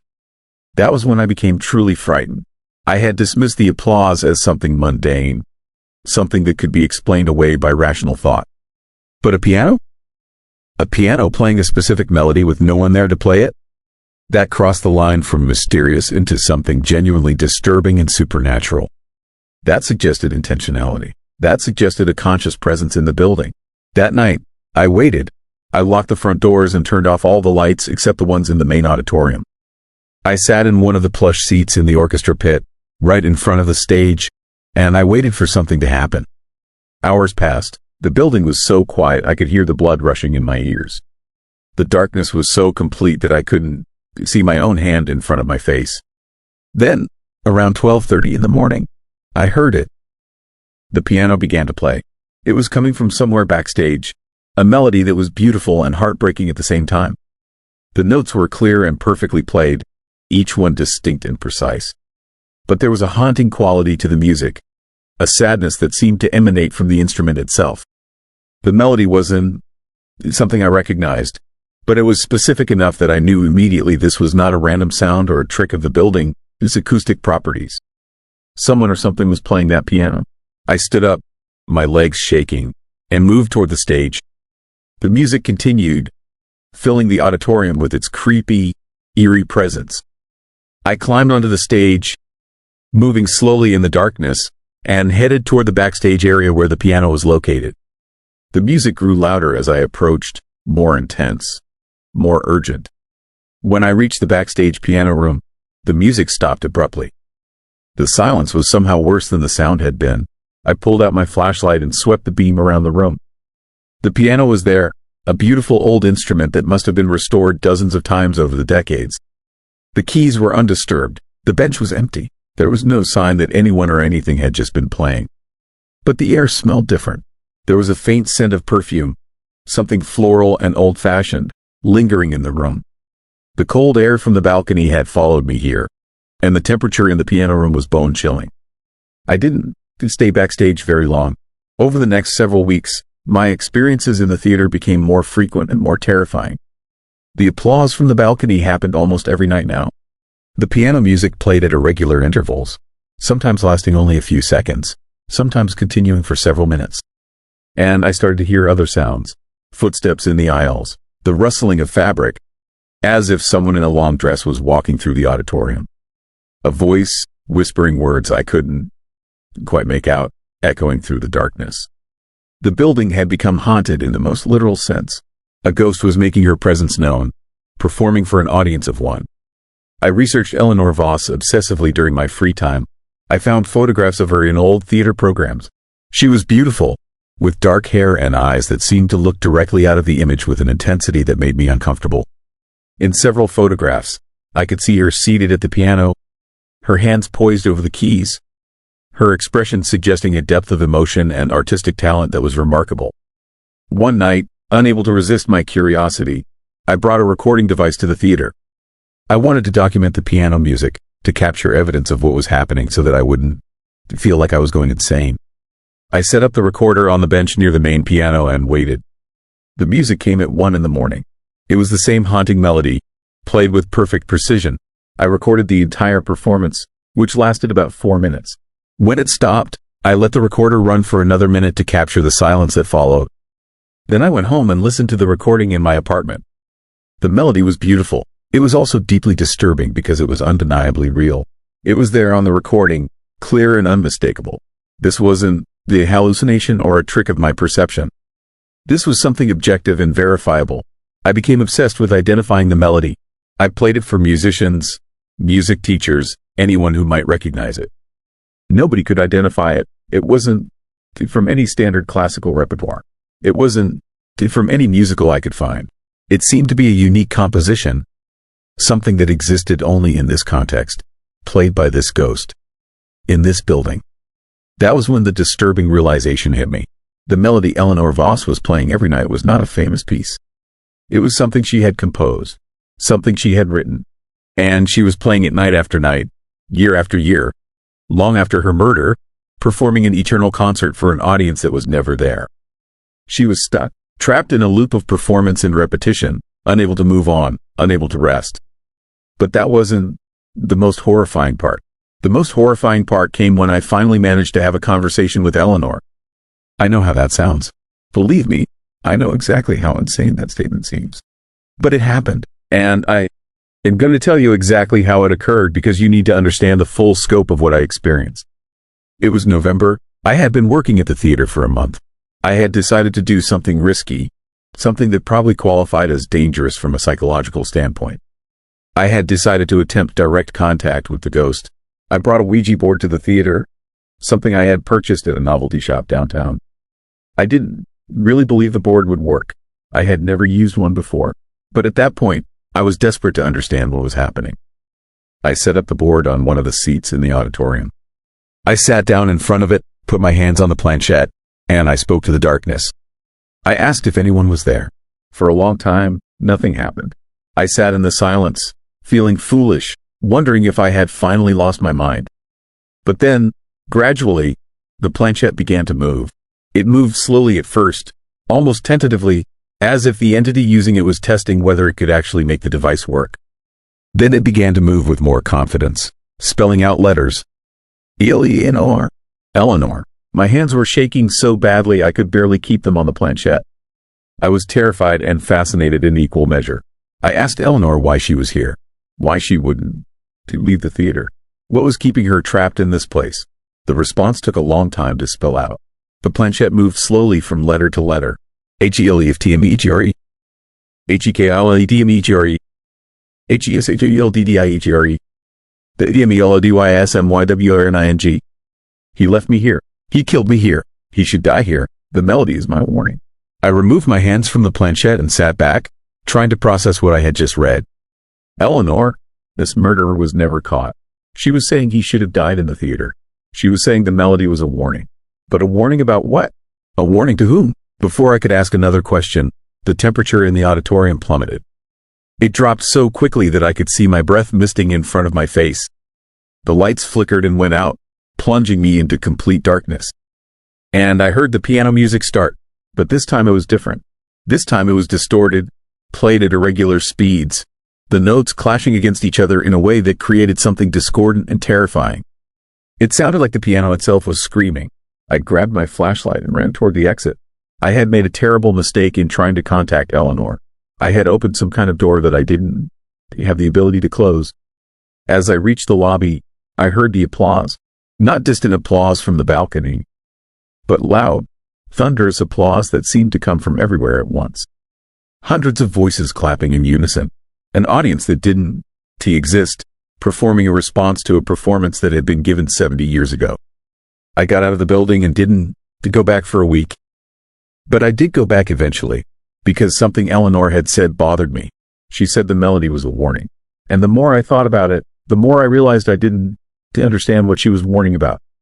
I did more research on her murder. I dug into old police records, newspaper archives, anything that might provide details. And I found something that made my blood run cold. The man who murdered Eleanor was never caught by the police, but he was caught by someone else. In 1954, exactly 1 year after Eleanor's murder, a man named Richard Stokes, who had been an employee at the theater and had been a prime suspect in the police investigation, was found dead in a locked room backstage. The cause of death was asphyxiation. The room showed no signs of forced entry. The investigation concluded it was suicide, and the case was officially closed. But there was a detail in the police report that caught my attention. When the investigators found Richard Stokes' body, the backstage piano was still warm, as if it had been recently played. There were fresh scratches on his face and neck, suggesting he had fought with someone. But he was alone in the room, and according to the coroner, he had been dead for several hours. Someone or something had killed him in that locked room. Someone or something that could play the piano. Someone or something that couldn't be seen or stopped by normal means. Eleanor's spirit had gotten her revenge. She had pulled her murderer into the same fate she had suffered. She had kept him trapped in that building, playing her melody, performing her eternal concert, until she decided he had suffered enough. And then she had taken him. I understood what the melody was warning about now. It was a warning that justice had been served in a way that transcended the normal rules of the world. It was a warning that some debts must be paid, even after death. It was a warning that some ghosts refused to fade into peaceful oblivion. But there was something else, something worse. When I looked at the photograph of Richard Stokes in the police records, I noticed something that made my stomach turn. He bore a striking resemblance to a man who had come into the theater about 3 weeks ago. A man who had asked me for a private tour of the backstage area.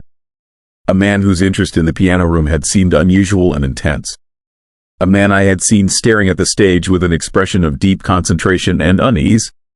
I never saw that man again after that day, but I found his leather jacket hanging in the dressing room one evening. He had left behind his wallet, with identification that gave an address in a small town about 50 miles from the theater.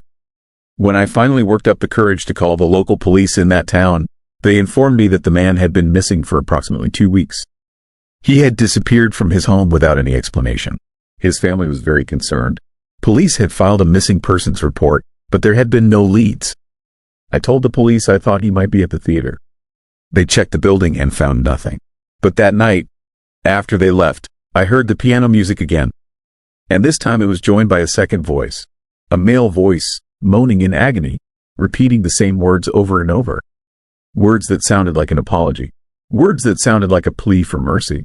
The police eventually stopped searching for the man. Officially, he was just another missing person. Another unsolved case in a world filled with unsolved cases. And officially, I knew exactly where he was. He was in the Algonquin Theater, trapped in some horrible dimension that Eleanor Voss occupied, forced to relive his own crimes. Forced to understand the horror he had inflicted, over and over again, with no escape and no end. Eleanor, its melody continues to play. I still hear it most nights. That haunting, beautiful, terrifying composition that her ghost performs for an audience of one.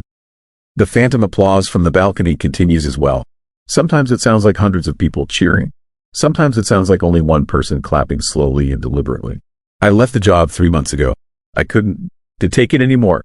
I couldn't wake up every morning knowing that I was going to return to a building haunted by a vengeful spirit and the trapped soul of a murderer. But leaving didn't to solve the problem. The sounds follow me. In the middle of the night, I hear the piano music in my apartment. I hear the applause. I hear that voice moaning in agony. I've tried everything to make it stop. I've moved twice. I've seen psychiatrists who insist this is a manifestation of severe psychological trauma or dissociative disorder. I've considered medication. But I know what I experienced was real. I know what I heard was genuine. And I know that Eleanor Voss is not done yet. Last week, I received a package in the mail. It contained a musical score, yellowed and brittle with age. It was Eleanor's melody, written out in notation. There was a note attached in handwriting that looked old and faded but was remarkably legible. It read, "This is my song. This is my warning. This is my curse. The next time someone commits a murder in a place of beauty, the next time someone defiles something sacred with violence and darkness, I will hear it. I will come, and I will make them play this melody forever." The note was signed, Eleanor Voss, October 19th, 1924 to present. I don't know what to do with this information. I don't know how to warn people. I don't know if Eleanor's curse is limited to the Algonquin Theater or if it extends beyond those walls to any location where violence is committed in a place of beauty and history. What I do know is that some ghosts are not content to rest peacefully in their graves. Some ghosts have a purpose. Some ghosts have a message that needs to be delivered. No matter how long it takes, no matter how many years must pass, no matter how many victims must be trapped in their haunted domain. Eleanor's applause continues to echo through eternity, and her melody never stops playing. So I have a question for all of you listening to this story right now.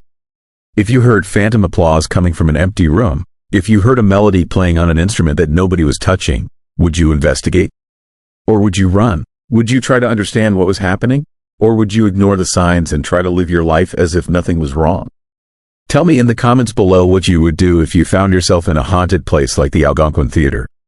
Because I want to know if anyone else would have the courage or the stupidity to do what I did. Story 8. Vanishing Hikers of Banff National Park.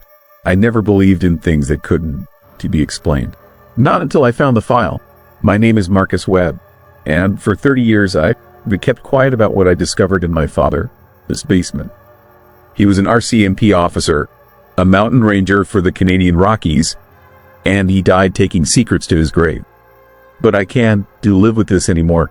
I can't let people keep hiking into those mountains without knowing the truth about what happened in 1982. The thing about mountains is that they swallow people whole, and nobody thinks twice about it. Avalanches, rock slides, getting lost in the dark. These are acceptable explanations. But what if the mountains aren't just dangerous? What if something inside them is hungry?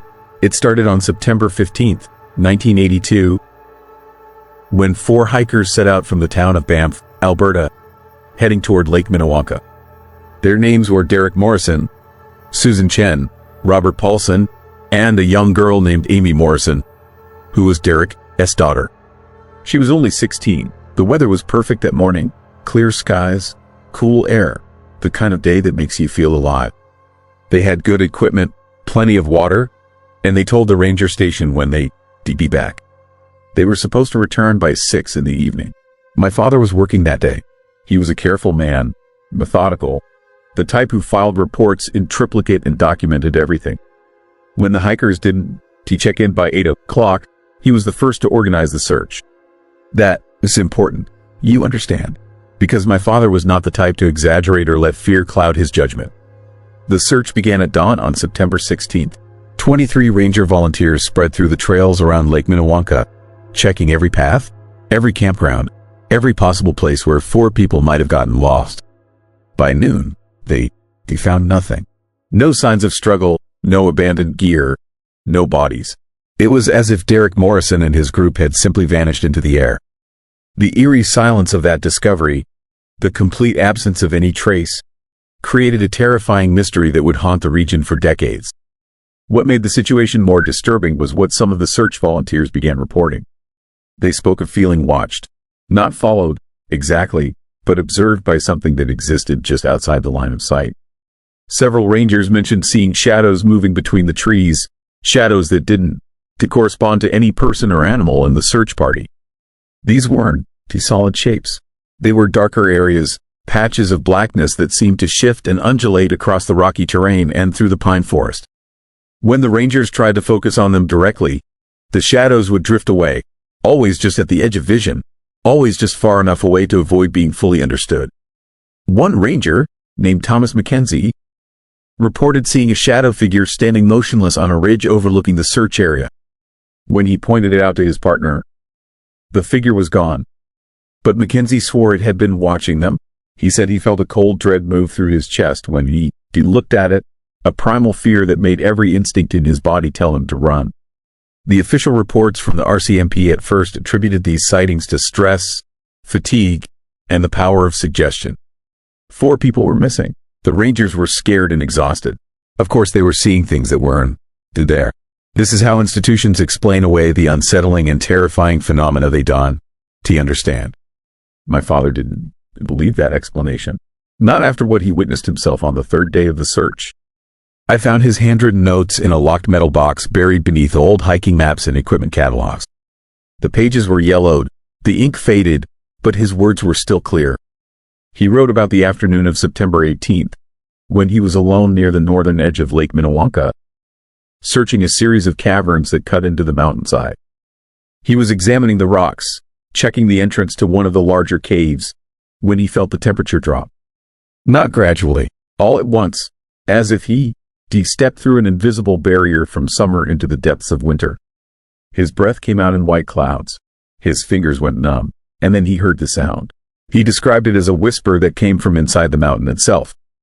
Not words, exactly, but something close to language. Something that made a part of his brain ache as it tried to process the meaning. He wrote that the sound was hungry. That is the word he used. Hungry. He said when he tried to describe it later, he couldn't find any other word that came close to capturing that quality of desperate, consuming need. My father turned to leave the cave. That is when he saw it. A shadow was standing in the entrance. But this wasn't like the vague shapes the other rangers had reported.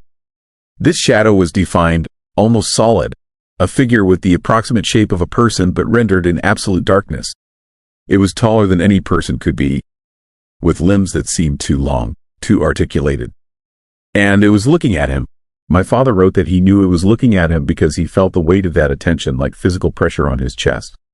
He ran. He wrote in shaky handwriting that he ran without thinking. His training completely overridden by raw animal panic. He didn't stop running until he was back at the base camp, until there were other people around him, until the sun was fully setting and bringing an end to that terrible day. The official search for Derek Morrison and his group continued for 2 weeks. Nothing was ever found. No bodies, no equipment, no evidence of what had happened. Eventually, the case went cold. The RCMP filed it away as a hiking accident, probably a fall into a crevasse or a sudden storm that caught them unprepared. People disappear in the mountains. Tragic, but inevitable. But something changed in the ranger stations around Banff after that. My father and several other officers began keeping detailed logs of unusual incidents in the park.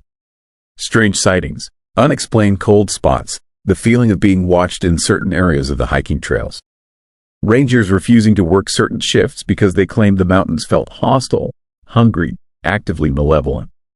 One ranger named Davies reported seeing the shadow figures again, this time near the Cascade River. He described them moving with inhuman fluidity, seemingly gliding across the ground rather than walking. When he called for backup, the other rangers arrived within minutes, but there was nothing there. Just Davies, shaking and pale, insisting that whatever those things were, they had been right there, so close he could have reached out and touched them. Davies quit his job 3 months later. He moved to Vancouver and never went back to the mountains. What disturbed me most, reading my father's notes, was a passage dated October 1982. He wrote about interviewing the family members of the missing hikers. Derek Morrison, his wife, mentioned something unsettling. Amy, their daughter, had been nervous about the hike the night before they left. She told her mother that she felt like something was calling to her from inside the mountains. A voice that seemed to know her name. Her mother had dismissed it as teenage anxiety. But Amy had been unusually insistent. She said that the mountains wanted her. She said the mountains had been calling for a long time. My father also discovered that Derek Morrison had been acting strangely in the weeks before the hike. He'd become obsessed with maps of the Banff area, particularly around Lake Minnewanka. He demarked certain trails with red lines and written cryptic notes in the margins. The wife couldn't understand her husband's sudden fascination. He had never been particularly interested in hiking before. It was as if something had drawn him, pulled him toward those mountains with a compulsion he couldn't resist. The most horrifying entries in my father's journal came from November 1982. He began describing dreams. He wrote that ever since his encounter in the cave, he'd been having the same nightmare almost every night. In these dreams, he was standing in darkness, a vast empty space that felt like the inside of something living. There were shadows moving in this space, but they weren't moving as separate entities. They were all part of one thing, one vast organism or consciousness that existed inside the mountain itself. In the dreams, the consciousness was angry and hungry. It showed my father images of the missing hikers, but they weren't dead. They were still alive, still conscious, but fundamentally changed. They had become part of the mountain, woven into it like threads in a fabric. They could see and feel and think, but they could no longer move or speak. They were aware of their own transformation, and that awareness was the real horror. My father wrote that when he woke from these dreams, he would find himself standing at his bedroom window, staring out at the distant mountains, even though his windows faced the opposite direction. He had no memory of getting out of bed. I found evidence that he started researching indigenous history, old Cree and Blackfoot legends about the mountains.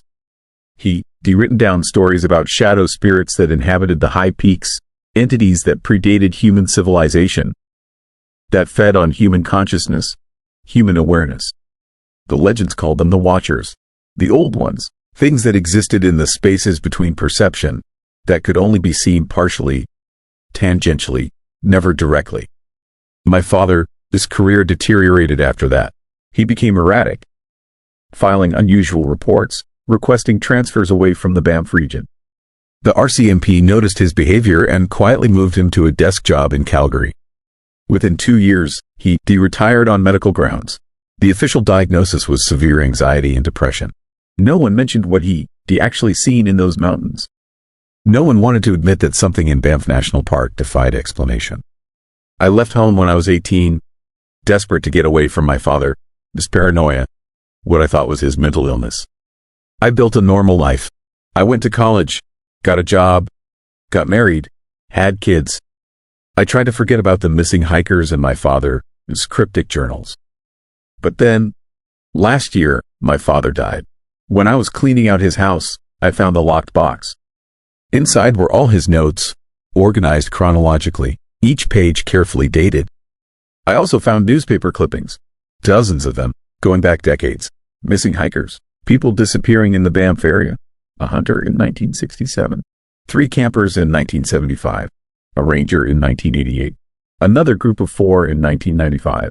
The cases stretched back over 50 years, maybe longer, each one attributed to accidents, bad luck, or simply the dangers of mountain hiking. But the pattern was undeniable, and each case, when I researched it, included reports of strange sightings. Shadow figures, unexplained cold, rangers feeling watched, people in the communities near Banff mentioning the eerie sensation that the mountains were not safe, that something in those peaks actively hunted humans. I also found something else in the box, a final letter from my father, dated just 3 months before his death. He wrote to me directly in this letter. He said he'd been trying to protect me by keeping quiet, by not sharing what he knew. But he'd grown too old to carry the secret alone. He wrote that the shadow figures had never stopped appearing in the mountains. Rangers still reported sightings, though the incidents were covered up, explained away, kept out of official records. The mountains were still hungry. They were still taking people.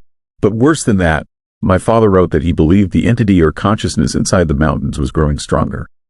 The intervals between disappearances were getting shorter. The descriptions from witnesses were becoming more detailed, more specific, suggesting that the watchers were becoming more visible, more present, less confined to the edges of human perception. He wrote that he'd been having the dreams again. After 30 years, they returned. And this time, he said, they weren't just about the missing hikers. They were about other people, people he knew, people he loved, his mother, his sister, his wife. All of them were inside the mountain, existing in that strange twilight state between life and death, consciousness and oblivion. My father ended the letter with a warning. He wrote that I should never hike in Banff National Park, that I should tell my children to avoid it, that I should be wary of anyone who expresses a sudden, irrational desire to visit the mountains, because that desire might not be their own. He wrote that the mountains call to certain people, people with something in their consciousness that the entity finds appealing, and once the call reaches them, it is nearly impossible to resist.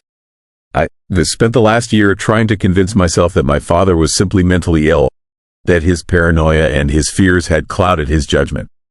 But I keep thinking about those patterns. I keep thinking about how many people have disappeared in Banff over the decades. And I keep thinking about a fact that nobody ever mentions in the official reports. None of the missing people were ever found.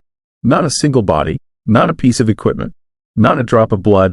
They simply vanish, as if the mountains absorbed them entirely, made them part of the landscape itself. Last month, my youngest daughter mentioned to me that she'd like to go hiking in Banff.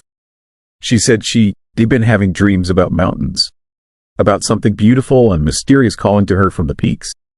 She couldn't explain where the desire came from. It had just appeared in her mind one morning, fully formed, irresistible. I told her absolutely not. But here, it's the thing that terrifies me most. Here, it's the thing that keeps me awake at night. Over the past few weeks, I've been having dreams too. Not dreams about my daughter. Dreams about myself, standing in those mountains at dawn, feeling that cold settle into my bones, hearing that hungry whisper echo through the valleys. And this morning, I realized I started researching Banff Park. I booked time off work. I've been looking at hiking trails, checking weather forecasts, preparing gear. I have no memory of deciding to do any of this.